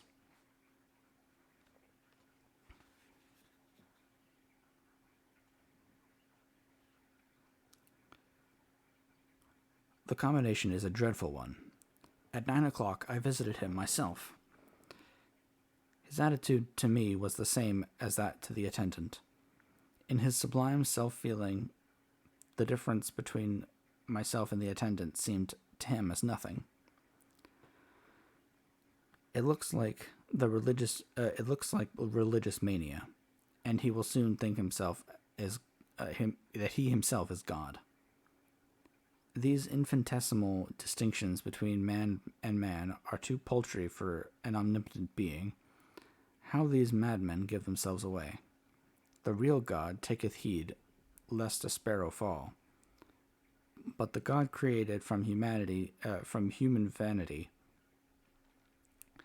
sees no difference between an eagle and a sparrow. Oh, if men only knew. For half an hour or more, Renfield kept getting excited in greater degree. I did not pretend to be watching him, but I kept strict observation on all the same. All at once, that shifty look came into his eyes, which we always see when a madman has seized an idea. And with it, the shifty movement of the head and back which asylum attendants come to know so well. He became quite quiet, and went and sat on the edge of his bed resignedly, and looked into space with lackluster eyes. I thought I would find out if his apathy were real or only assumed, and trying to lead him to his talk of his pets, a theme which never failed to excite his attention. Oh, thank you, Kitsusara, for the raid.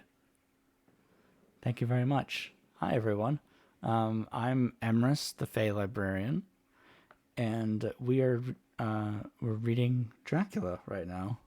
So I hope that you enjoy your stay in the library and stick around for the rest of the reading.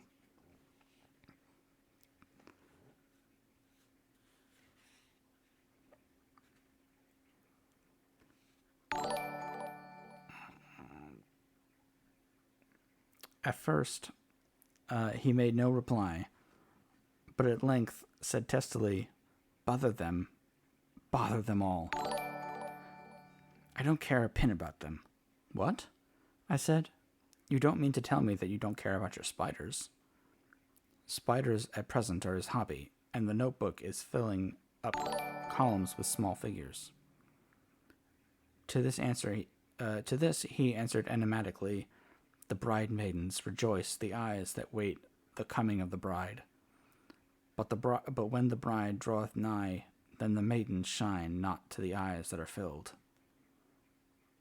He would not explain himself, but remained obstinately seated on his bed all the time I remained with him. I am weary tonight and low in spirits. I cannot but think of Lucy, and how different things might have been. If I don't sleep at once, Chloral, the modern Morpheus, I must be careful not to let it grow into habit. Oh, so he'll take morphine, basically, to fall asleep. Or chloroform. Sorry. I must be careful not to let it grow into a habit. No, I shall take none tonight.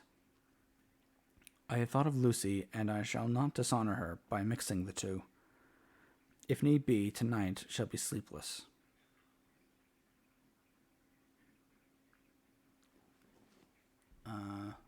And thank you. Hold on. Let me see the follows. There we go. It's bigger now. Thank you, Silken Fae King and Lady Random and Cane Star for the follows. Thank you very much. Welcome to the library.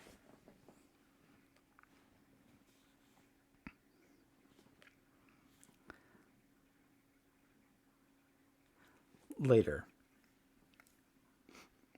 Glad I made the resolution. Gladder that I kept to it. Hold on. Just a second. Let me see.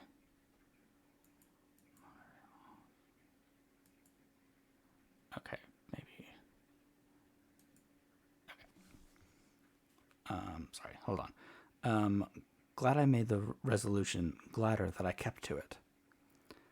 I had lain tossing about and had heard the clock strike only twice.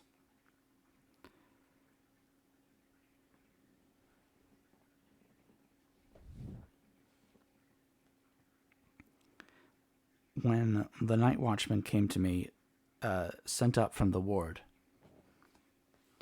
to say that Renfield had escaped. I threw on my clothes and ran down at once. My patient is too dangerous a person to be roaming about. Those ideas of his might work out dangerously with strangers.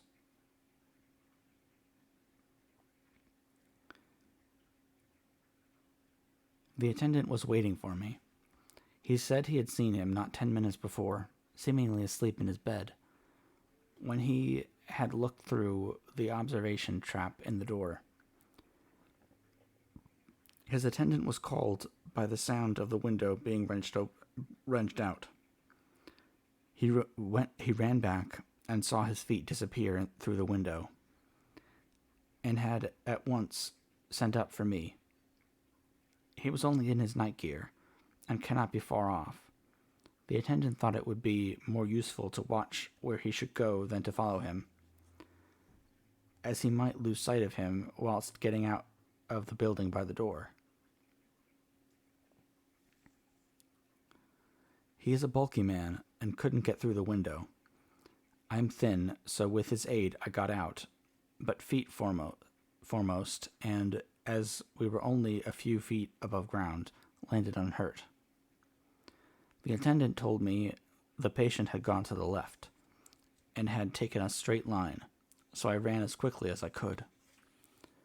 As I got through the belt of trees, I saw a white figure scale the high wall which separates our grounds from those of the deserted house. I ran back at once, told the watchman to get 3 or 4 men immediately, and follow me into the grounds of Carfax, in case our friend might be dangerous. I got a ladder myself and crossing the wall, dropped down on the other side. I could see Renfield's figure just disappearing behind the angle of the house, so I ran after him. On the far side of the house, I found him pressed close against the old iron-bound oak door of the chapel.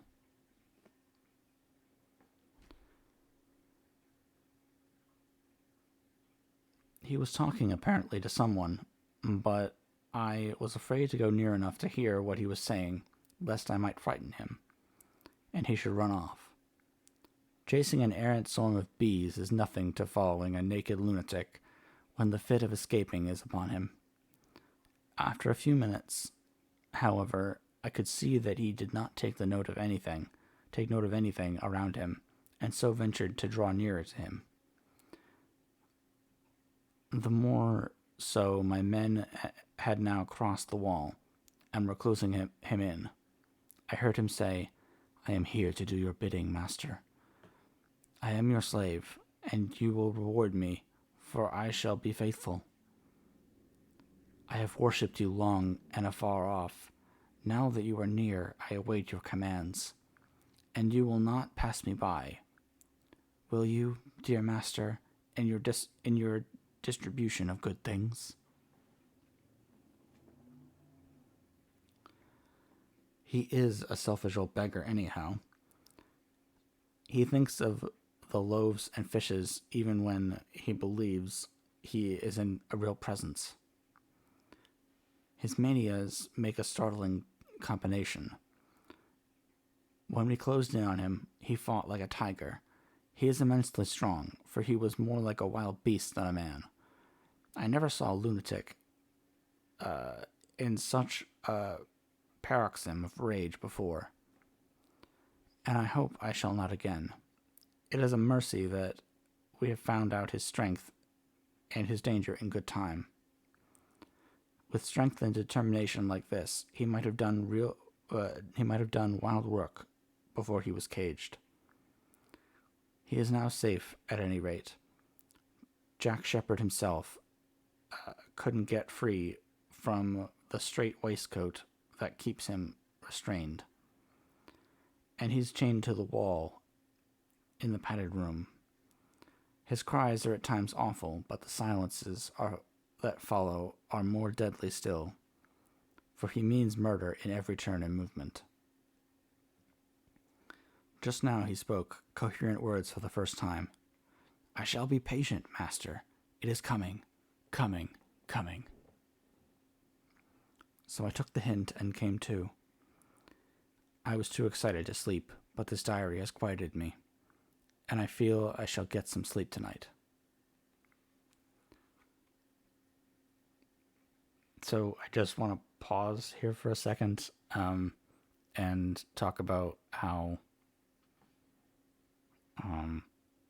we need to recognize that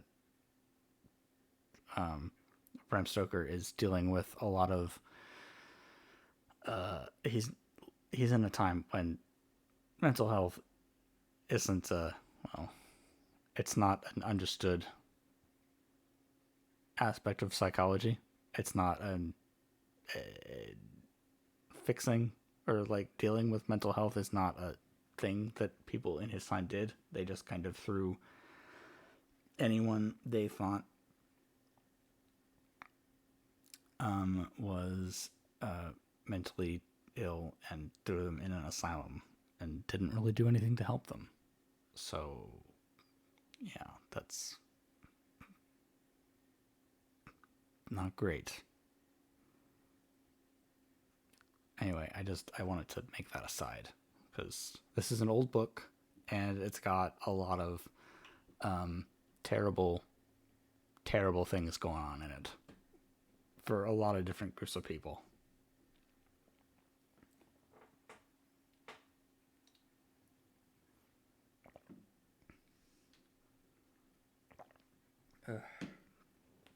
Okay, continuing on. Chapter 9. Letter from Mina Harker. Oh, that's the first time she's been referred to as Mina Harker. Maybe they got married. Letter from Mina Harker to Lucy Westenra.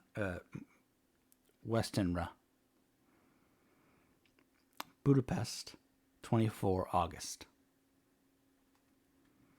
My dearest Lucy, I know you will be anxious to hear all that has happened since we parted at the railway station at Whitby. Well, my dear, I got to Hull all night. I got to Hull all right, and caught the boat to Hamburg, and then the train on here. I feel that I can hardly recall anything of the journey, except that I knew I was coming to Jonathan, and that as soon as I should have to do some nursing, I had better get all the sleep I could. I found my dear one, oh so thin and pale and weak-looking. All the resolution has gone out of his dear eyes, and that quiet dignity which I told you was in his face has vanished. He is only a wreck of himself, and does not remember anything that has happened to him for a long time past. At least he wants me to believe so, and I shall never ask. He has had some terrible shock, and I fear it might tax his poor brain if he were to try to recall it. Sister Agatha, who is a good creature and a born nurse, tells me that he raves of dreadful things whilst he was off his head. I wanted her to tell me what they were, but she would only cross herself and say she would never tell, that the ravings of the sick were the secrets of God, and that if a nurse, through her vocation, should hear them, she should respect her trust.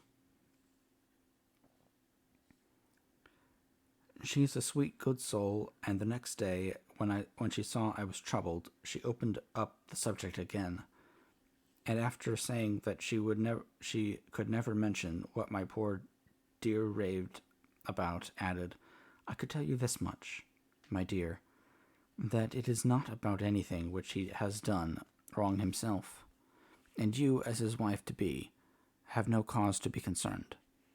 He has not forgotten you or what he owes to you. His fear was of great and terrible things, which no mortal can treat of. I do believe the dear soul that thought I might be jealous lest my poor dear should have fallen in love with any other girl. The idea of my being jealous about Jonathan, and yet, my dear, let me whisper, I felt a thrill of joy through me when I knew that no other woman was a cause of trouble. I am now sitting by his bedside, where I can see his face while he sleeps. He is waking.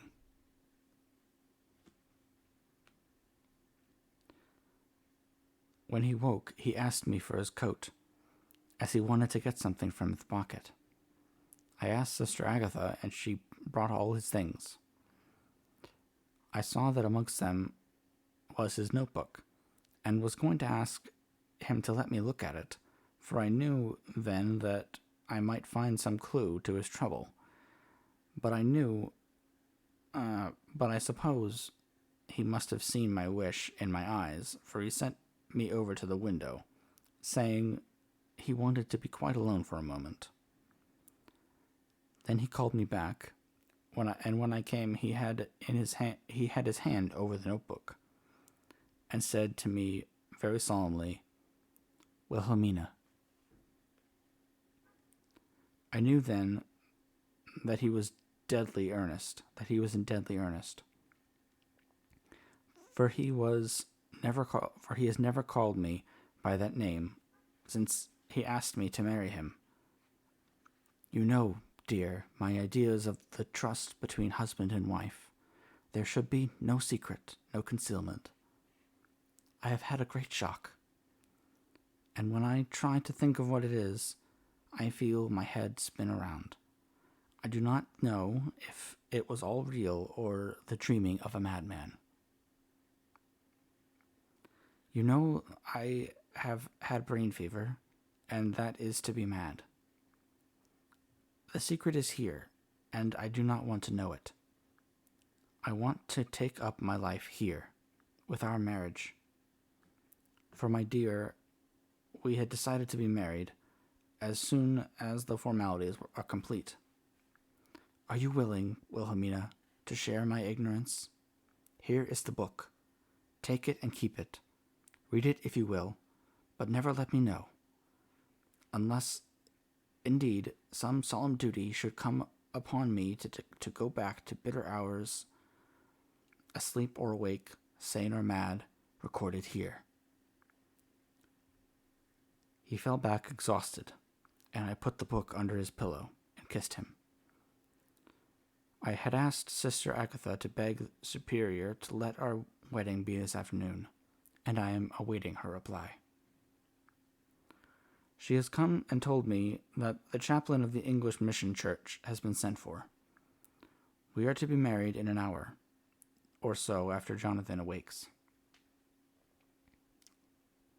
Lucy, the time has come and gone. I feel very solemn, but very, very happy. Jonathan woke a little after the hour, and all was ready, and he sat up in bed, propped up with pillows. He answered his "I will," firmly and strongly, and I could hardly speak. My heart was so full that even those words seemed to choke me. The dear sisters were so kind. Please God, I shall never, never forget them, nor the grave and sweet responsibilities I have taken upon me. I must tell you of my wedding present. When the chaplain and the sisters had left me alone with my husband, oh, Lucy, it is the first time I have written the words "my husband," left me alone with my husband. I took the book from under his pillow, wrapped it up in white paper, and tied it with a little bit of pale blue ribbon which was round my neck, and sealed it over the knot with sealing wax, and for my seal I used my wedding ring. Then I kissed it and showed it to my husband, and told him that I would keep it so, and then it would be an outward and visible sign for us all our lives that we trusted each other. that I would never open it unless it were for his own dear sake or for the sake of some stern duty. Then he took my hand in his, and, oh, Lucy, it was the first time he took his wife's hand, and said it was the dearest thing in all the wide world, and that he would go through all the past again to win it, if need be.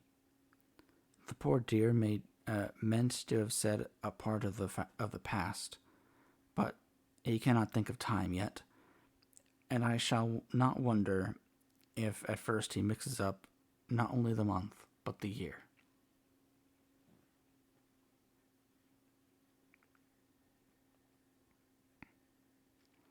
Well, my dear, what could I say? I could only tell him that I was the happiest woman in all the world, and that I had nothing to give him except myself, my life, and my trust, and that with these went my love and duty for all the days of my life. And my dear, when he kissed me and drew me to him with his poor weak hands, it was a very solemn pledge between us. Lucy, dear, do you know why I tell you all this? It is not only because it is also all sweet to me, but because you have been and are very dear to me. It was my privilege to be your friend and guide when you came from the schoolroom to prepare for the world of life. I want you to see now, and with the eyes of a very happy wife, whither duty has led me, so that in your own married life you too may be all happy as I am.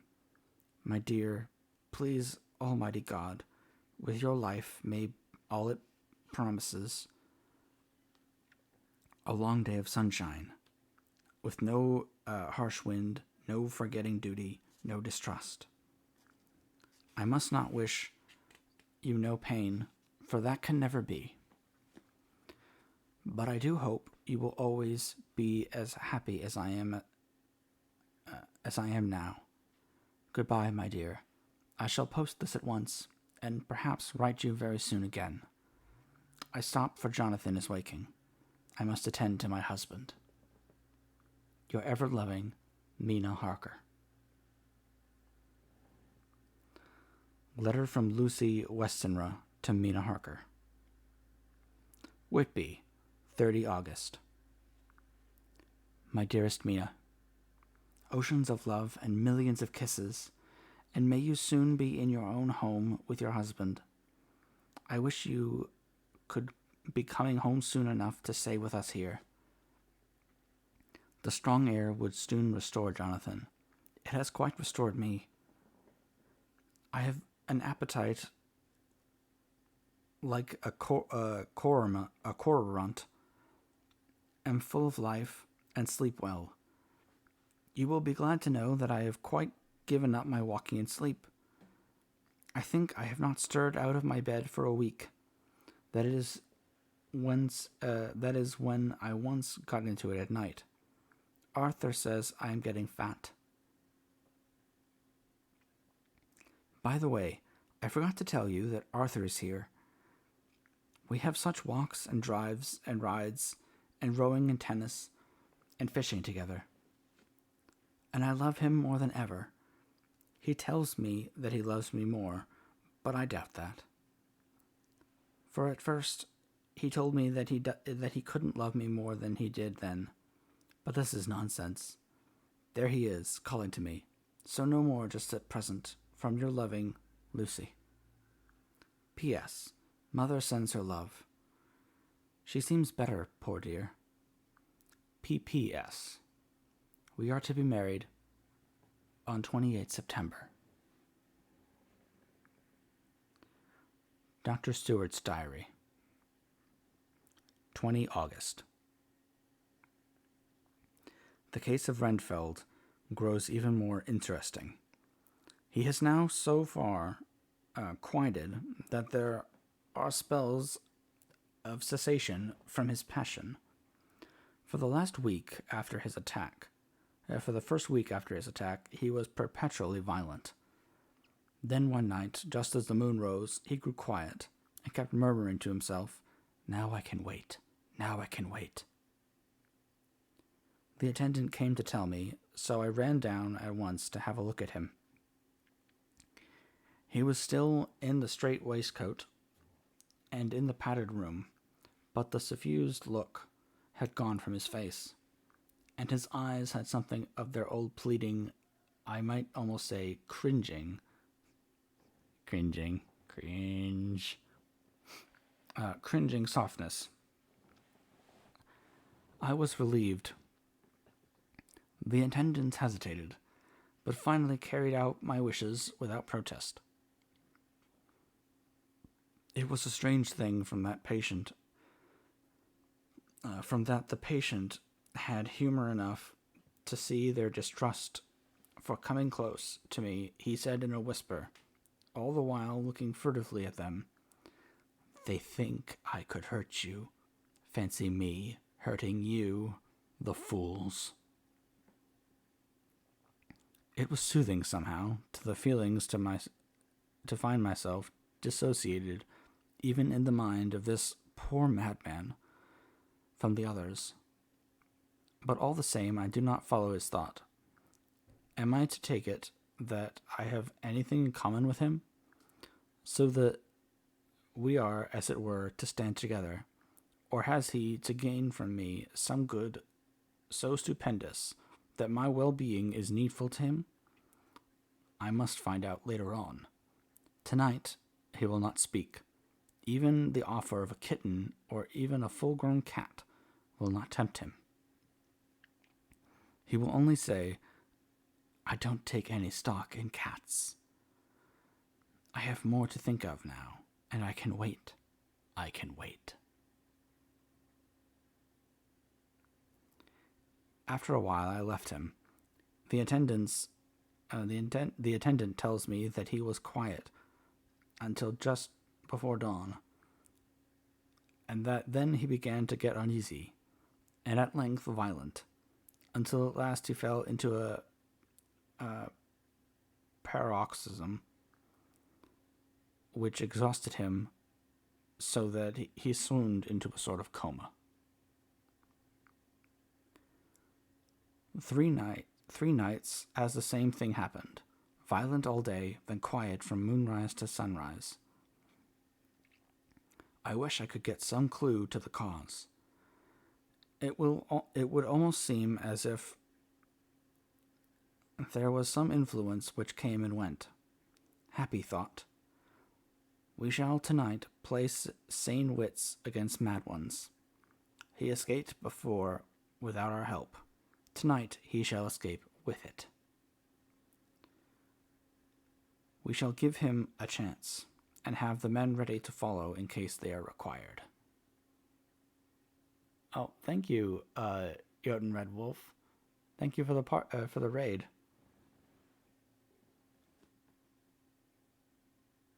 Oh, Nightbot, stop being a butt. Hi, Willow Hex. How's it going? Thank you for the follow, Willow Hex. Thank you very much. Welcome to the library. We're just we're reading Dracula, so I hope. Oh no problem. It's fine. We're on chapter 9 of Dracula, and we're reading about an insane man who's in the asylum next to Dracula's castle, because of course Dracula's new castle in England is right next to an insane asylum.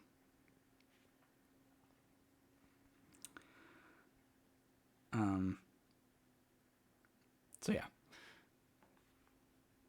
By the way, Willow, I am. If you don't know me, I'm Emrys the Fae Librarian, and I like to read to my chat from poetry and also other public domain works.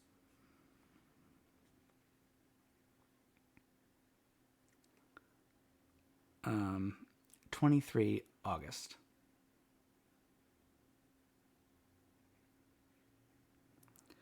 The unexpected always happens.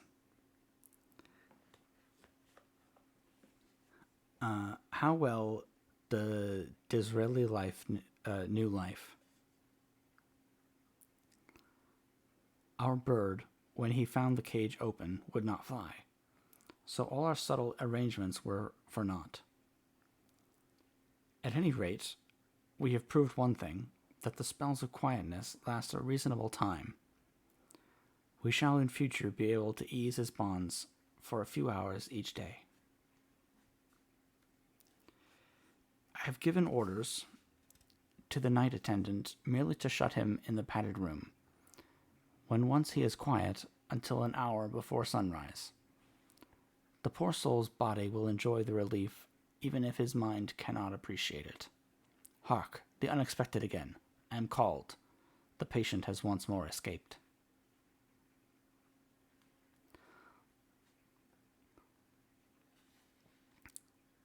Later, another night adventure. Renfield artfully waited until the attendant was entering the room to inspect. Then he dashed out past him and flew down the passage. I sent word for the attendants to follow. Again he went into the grounds of the deserted house, and we found him in the same place, pressed against the old chapel door. When he saw me, he became furious, and had not the attendants seized him in time, he would have tried to kill me. As we were holding him, a strange thing happened. He suddenly redoubled his efforts, and then, as suddenly grew calm. I looked round instinctively, but could see nothing. Then I caught the patient's eye and followed it, but could trace nothing as it looked. Then I caught the patient's eye and followed it, but could trace nothing as it looked into the moonlit sky, except a big bat, which was flapping its silent and ghostly way to the west. Bats usually wheel and flit about, but this one seemed to go straight on, as if it knew where it was bound for, or had some intention of its own. The patient grew calmer every instant, and presently said, "You needn't tie me. I shall go quietly." Without trouble, we came back to the house. I feel there is something ominous in his calm, and shall not forget this night.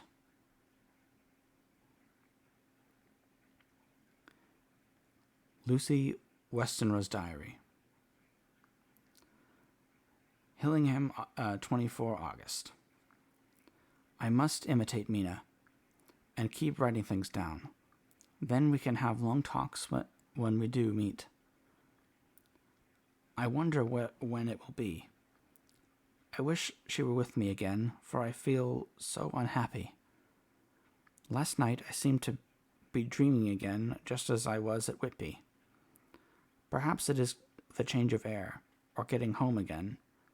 It is all dark and horrid to me, for I can remember nothing, but I am full of vague fear, and feel so weak and worn out. When Arthur came to lunch, he looked quite grieved when he saw me, and I hadn't the spirit to try to be cheerful. I wonder if I could sleep in my mother's room tonight. I shall make an excuse and try. 25 August. Another bad night. Mother did not seem to take to my proposal. She seems not too well herself, and doubtless she fears to worry me. I tried to keep awake, and succeeded for a while, but when the clock struck 12, it waked me from a doze. So I must have fallen asleep. There was a sort of scratching or flapping at the window, but I did not mind it. and as I remember no more, I suppose I must have fallen asleep. More bad dreams. I wish I could remember them. This morning I am horribly weak. My face is ghastly pale, and my throat pains me. It must be something wrong with my lungs, for I don't seem to get enough air, to ever get air enough. I shall try to cheer up when Arthur comes, or else I know he will be miserable to see me so. Letter from Arthur Holmwood to Dr. Seward.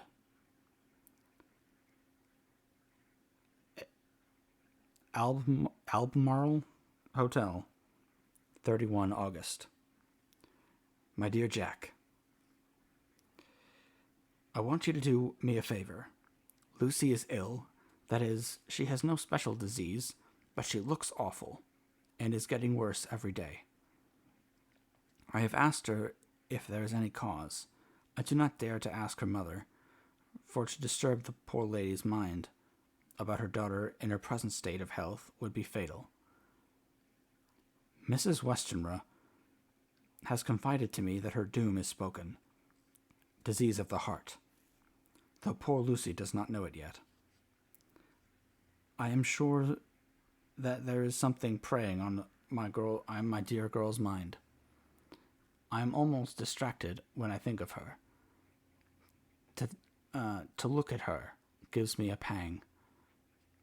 I told her that I should ask you to see her, and though she demurred at first, I know why, old fellow, she finally consented. It will be a painful task for you, I know, old friend, but it is for her sake. And I must not hesitate to ask, or you to act. You are to come to lunch at Hillingham tomorrow, 2:00, so as not to arouse any suspicion in Mrs. Westenra. And after lunch, Lucy will take an opportunity of being alone with you. I shall come in for tea, and we can go away together. I am filled with anxiety, and want to consult with you alone as soon as I can after you have seen her. Do not fail. Arthur. Telegram. Arthur Holmwood to Dr. Seward. 1 September. Am summoned to see my father. Who is worse? Am writing. Write me fully by tonight's post to ring. Wire me if necessary. Letter from Dr. Seward to Arthur Holmwood. 2 September. My dear old fellow, with regard to Miss Westenra's health, I hasten to let you know at once that in my opinion there is not any functional disturbance or any malady that I know of. At the same time, I am not by any means satisfied with her appearance. She is woefully different from what she was when I saw her last. Of course, you must bear in mind that I did not have full opportunity of examination, such as I should wish. Our very friendship makes a little difficulty, which not even medical science or custom can bridge over. I had better tell you exactly what happened, leaving you to draw in a measure your own conclusions. I shall then say that what I've done and propose doing. I found Miss Westenra in seemingly happy spirits. Her mother was present, and in a few seconds I made up my mind that she was trying all she knew to mislead her mother and prevent her from being anxious. I have no doubt she guesses, if she does not know, what need of caution there is. We lunched alone, and as we all exerted ourselves to be cheerful, we got, as some kind of reward for our labors, some real cheerfulness among us. Then Mrs. Westenra went to lie down, and Lucy was left with me. We went into her boudoir, and till we got there, her gaiety remained, for the servants were coming and going. As soon as the door was closed, however, the mask fell from her face, and she sank down into a chair with a great sigh, and hid her eyes with her hand. When I saw that her high spirits had failed, I at once took advantage of her reaction to make a diagnosis. She said to me very sweetly, "I cannot tell you how I loathe talking about myself." I reminded her that a doctor's confidence was sacred, but that you were grievously anxious about her. She caught on to my meaning at once, and settled that matter in a word. Tell Arthur everything you choose.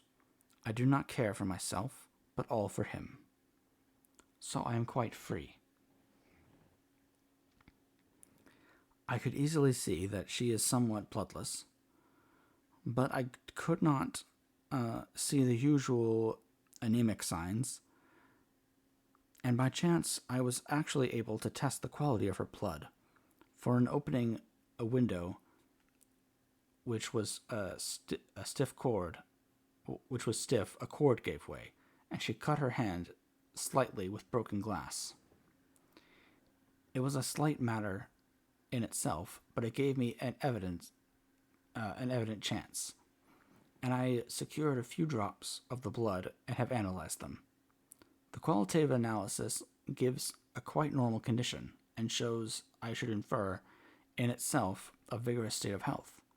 In other physical matters, I was quite satisfied that there is no need for anxiety. But as there must be a cause somewhere, I have come to the conclusion that it may be something mental. She complains of difficulty in breathing satisfactorily at times, and of heavy, lethargic sleep, with dreams that frighten her, but regarding which she can remember nothing. She says that as a child she used to walk in her sleep, and that when in Whitby the habit came back, and that once she walked out in the night and went to Eastcliff, where Miss Murray found her. But she assures me that of late that habit has not returned. I am in doubt, and so have done the best thing I know of. I have written to my old friend and master, Professor Van Helsing, of Amsterdam. Van Helsing in the house.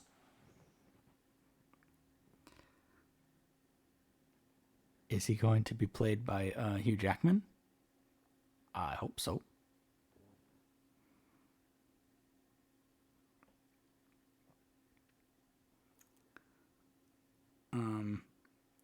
I have written to my old friend and master, Professor Van Helsing of Amsterdam,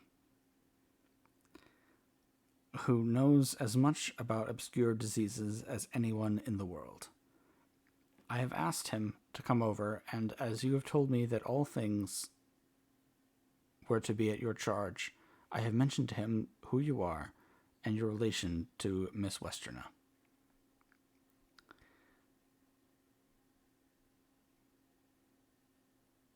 This, my dear friend, is in obedience to your wishes, for I am only too proud and happy to do anything I can for her. Van Helsing would, I know, do anything for me for a personal reason. So no matter on what ground he comes, we must accept his wishes. He is a seemingly arbitrary man, but this because he knows what he is talking about better than anyone else. He is a philosopher and a metaphysician, and one of the most advanced scientists of his day. And he has, I believe, an absolutely open mind. This, with an iron nerve, a temper of the ice brook, an indomitable resolution, self-command, and toleration exalted from virtues to blessings, and the kindness and truest heart that beats. These form his equipment for the noble work that he is doing for mankind, work both in theory and practice. For his views are as wide as his all-bracing sympathy. I tell you these facts that you may know why I have such confidence in him. I have asked him to come at once. I shall see Miss Westenra tomorrow again. She is to meet me at the stores, so that I may not alarm her mother by too early a repetition of my call. Yours always, John Seward.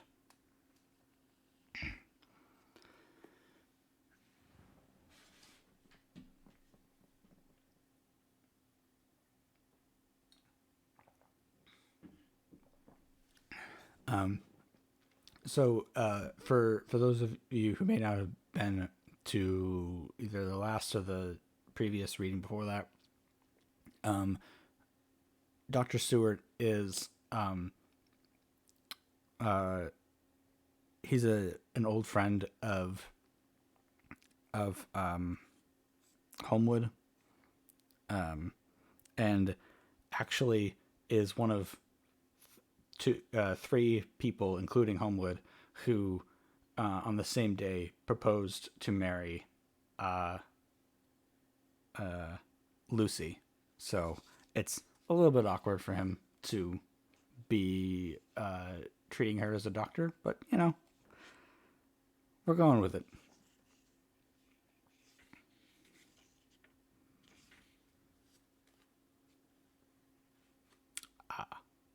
Van Helsing speaks. Letter from Abraham Van Helsing. He has several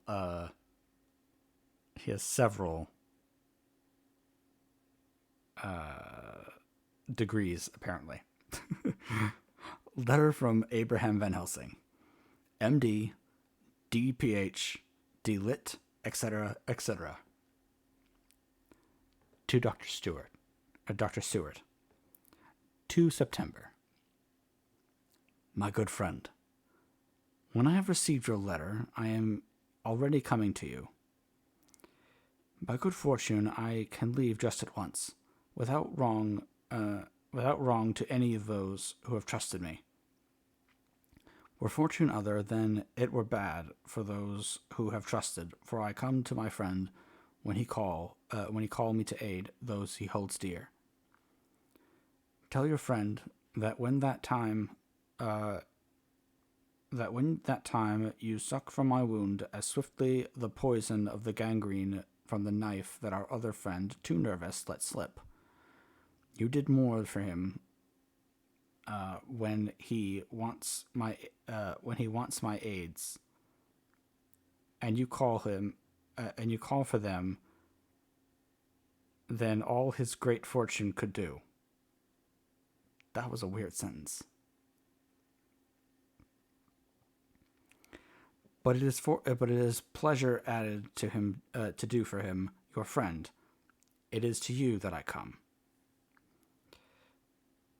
Have then rooms for me at the Great Eastern Hotel, so that I may be near to hand. And please it so arrange that we may see the young lady not too late on tomorrow, for it is likely that I may have to return here that night. But if need be, I shall come again in 3 days, and stay longer if it must. Till then, goodbye, my friend John. Van Helsing. Letter from Dr. Seward to Arthur Homewood. 3 September. My dear Art, Van Helsing has come and gone. He came on with me to Hillingham, and found that, by Lucy's discretion, her mother was lunching out, so that we were alone with her. Van Helsing made a careful examination of the patient. He has said he is to report to me, and I shall advise you, for of course I was not present all the time. He is, I fear, much concerned, but says he must think.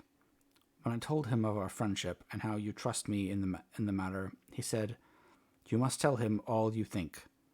Tell him what I think, if you can guess it, if you will. Nay, I am not jesting. This is no jest, but life and death, perhaps more." I asked what he meant by that, for he was very serious. This was when we had come back to town, and he was having a cup of tea before starting on his own on his return to Amsterdam. He would not give me any further clue. You must not be angry with me, Art, because he is very reticent. Because his very reticence means that all his brains are working for her good. He will speak plainly enough when the time comes. Be sure. So I told him I would simply write an account of our visit, just as if I were doing a descriptive special article for the Daily Telegraph. He seemed not to notice, but remarked that the smuts in London were not quite so bad as they used to be when he was a student here. I am to get his report tomorrow if he can possibly make it. In any case, I am to have a letter.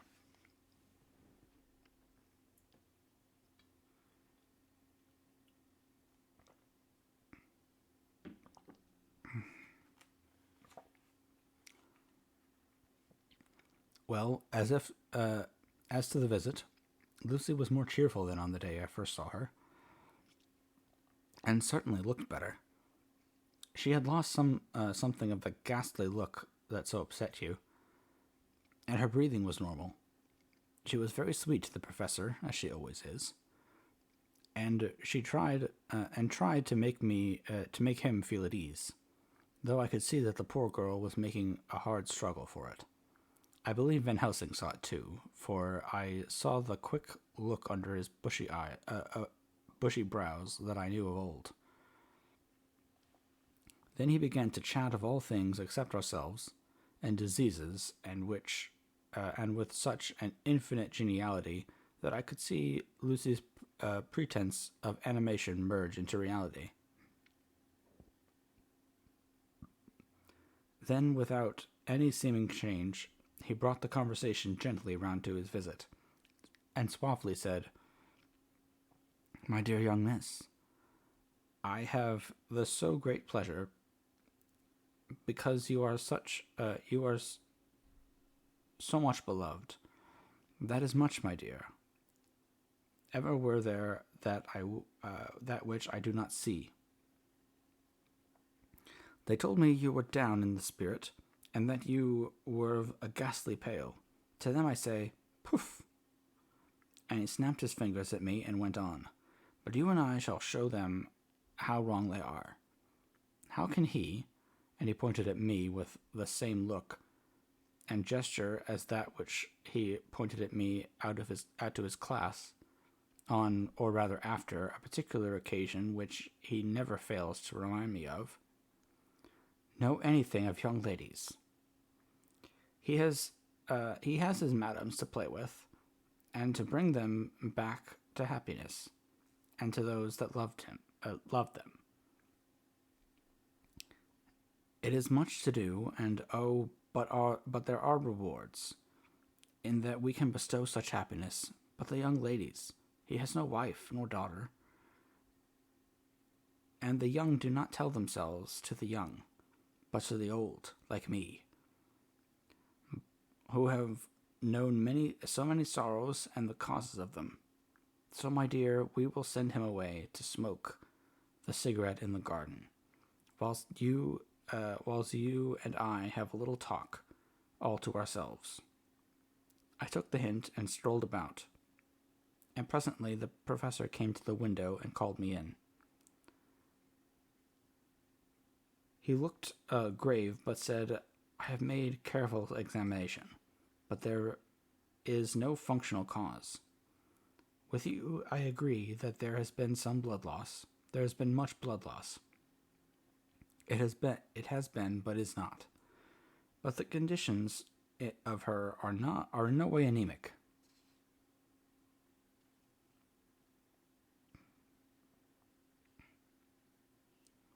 I have asked her to send me her maid, that I may ask just one or two questions, that so I may not have a chance to miss nothing. I know well what she will say, and yet there is cause.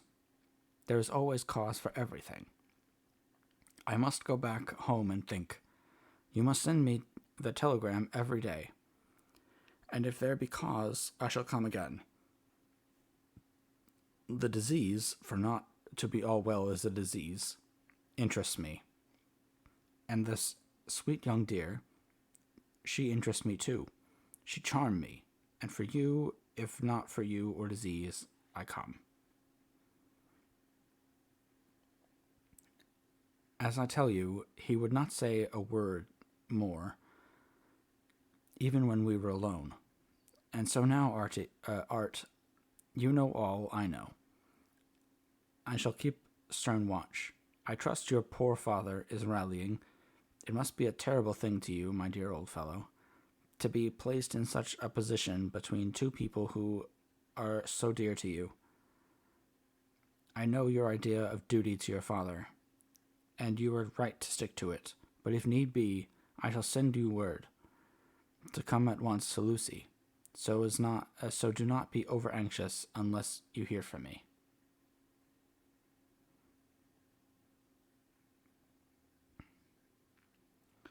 Dr. Seward's Diary. 4 September. Zoophagous patient still keeps up our interest in him. He had only one outburst, and that was yesterday at an unusual time. Just before the stroke of noon, he began to grow restless. The attendant knew the symptoms, and at once summoned aid. Fortunately, the men came at a run, and were just in time, for at the stroke of noon, he became so violent that it took all their strength to hold him. In about 5 minutes, however, he began to get more and more quiet, and finally sank into a sort of melancholy, in which state he has remained up to now. The attendant tells me that his screams, whilst in the spasms, were really appalling. I found my hands full when I got in, attending to some of the other patients who were frightened by him. Indeed, I can quite understand the effect, for the sounds disturbed even me. Thought I, though I was some distance away. It is now after the dinner hour of the asylum, and as yet my patient sits in a corner brooding, with a dull, sullen, woe-begone look in his face, which seems rather to indicate than to show something directly. I cannot quite understand it. Later. Another change in my patient. At 5 o'clock, I looked in on him, and found him seemingly as happy and contented as he used to be. He was catching flies and eating them, and was keeping note of his capture by making nail marks on the edge of the door, between the ridges of padding. When he saw me, he came over and apologized for his bad conduct, and asked me in a very humble, cringing way to be led back to his own room and to have his notebook again. I thought it well to humor him, so he is back in his room with the window open. He has the sugar of his tea spread out on the windowsill, and is reaping quite a harvest of flies. And he is already examining the corners of his room to find a spider. I tried to get him to talk about the past few days, for any clue to his thoughts would be an immense help to me, but he would not rise. For a moment or two, he looked very sad, and said in a sort of far-away voice, as though saying it rather to himself than me, all over, he has deserted me. No hope for me now unless I do it for myself. Then suddenly turning to me in a resolute way, he said, Doctor, won't you be very good to me and let me have a little more sugar? I think it would be good for me. And the flies? I said. Yes, the flies like it too. I like the flies. Therefore, I like it. And there are people who know so little as to think that madmen do not argue. I procured him double supply, and left him as happy a man as, I suppose, any in the world. I wish I could fathom his mind.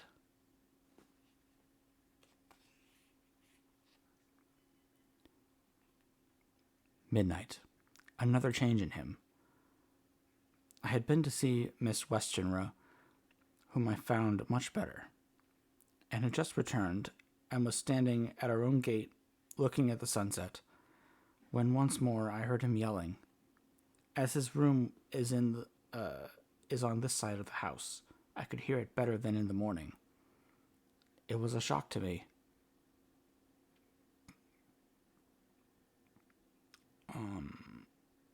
It was a shock to me to turn from the wonderful, smoky beauty of the sunset over London, with its lurid lights and inky shadows, and the marvelous tints that come on foul clouds, even as on foul water, and to realize all the grim sternness of my own cold stone building, with its wealth of breathing misery, and my own desolate heart to endure it all. I reached him just as the sun was going down, and from his window saw a red disk sink. As it sank, he became less and less frenzied, and just as it dipped, he slid from his hands that held him, and inert mass on the floor. It is wonderful, however, what intellectual recuperative power lunatics have. For within a few minutes, he stood up quite calmly and looked around him. I signaled to the attendants not to hold him, for I was anxious to see what he would do. He went straight over to the window and brushed out the crumbs of sugar. Then he took his fly box and emptied it outside, and threw away the box. Then he shut the window and crossing over, sat down on his bed. All this surprised me, so I asked him, "Are you not going to keep flies any more?" "No," said he. "I am sick of all that rubbish." He certainly is a wonderful, interesting study. I wish I could get some glimpse of his mind, or the cause of his sudden passion. Stop. There may be a clue after that. After all, if we can find why today his paroxysms came on at high noon and at sunset, can it be that there is a malign influence of the sun at periods which affects certain natures, as at times the moon does others? We shall see. Telegram from Seward, London to Van Helsing. From Seward, London to Van Helsing, Amsterdam. 4 September. Patient still better today. Telegram from Seward, London to Van Helsing, Amsterdam. 5 September. Patient greatly improved. Good appetite. Sleeps naturally. Good spirits. Color coming back. Telegram from Seward, London to Van Helsing, Amsterdam. 6 September. Terrible change for the worse. Come at once. Do not lose an hour. I hold over telegram to Homewood till have seen you.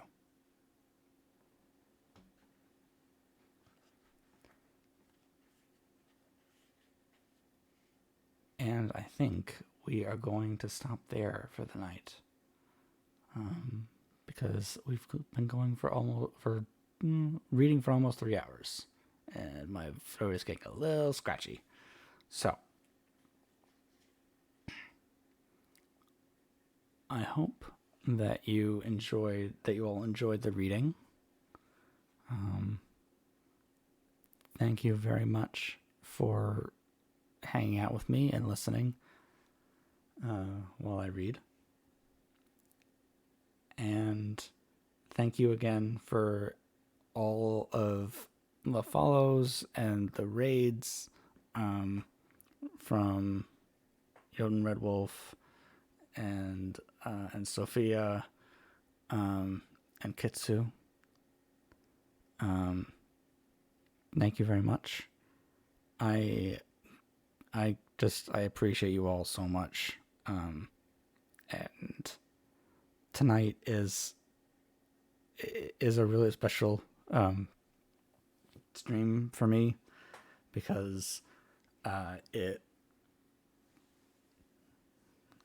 I don't know exactly how the affiliate stuff works, but supposedly tonight is the 7th stream in the last 30 days, and that was all I needed to get to a Twitch affiliate. So this may be one of the last non-affiliate streams I do. So thank you very much for all the support that you've given me over the past few weeks. It has been just amazing, and I honestly can't believe it, really, because I honestly didn't think that anyone would sit and listen to me read, at least not for a long time. So thank you very much.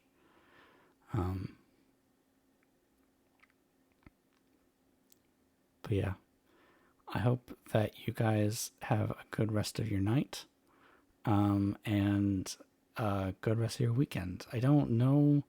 I have some stuff to do tomorrow, so I probably won't stream tomorrow. But hopefully Sunday I'll do another stream. Haven't decided whether I'm going to do another reading stream or if I'm going to do a game, play a game. But I will let you know what I'm going to do. So keep an eye out for that. And I'm going to do some work on the Discord this weekend to make it a little bit less bare bones. So that's coming.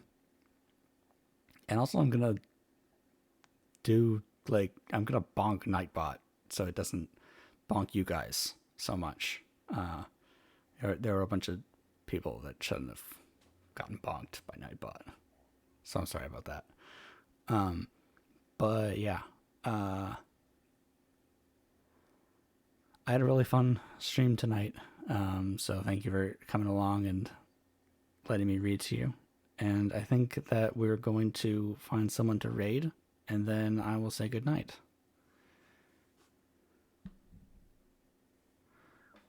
So let's see.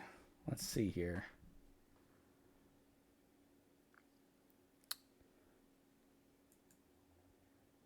I'm going to... I want to figure out...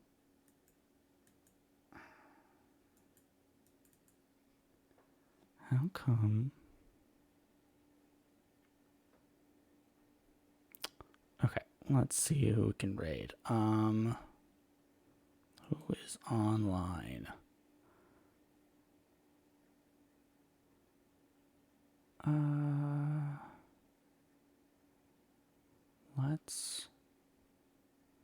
Let's raid. Let's raid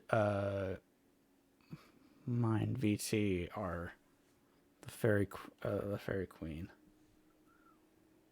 That is... Why am I not getting any sound? That's weird. Okay, anyway. Thank you all for coming. and for sticking around while I read. And I will see you next time. Have a good night. Bye.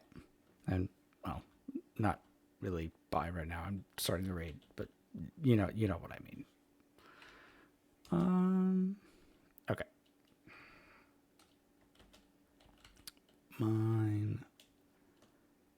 VT. Okay. Have a good night, y'all. Bye.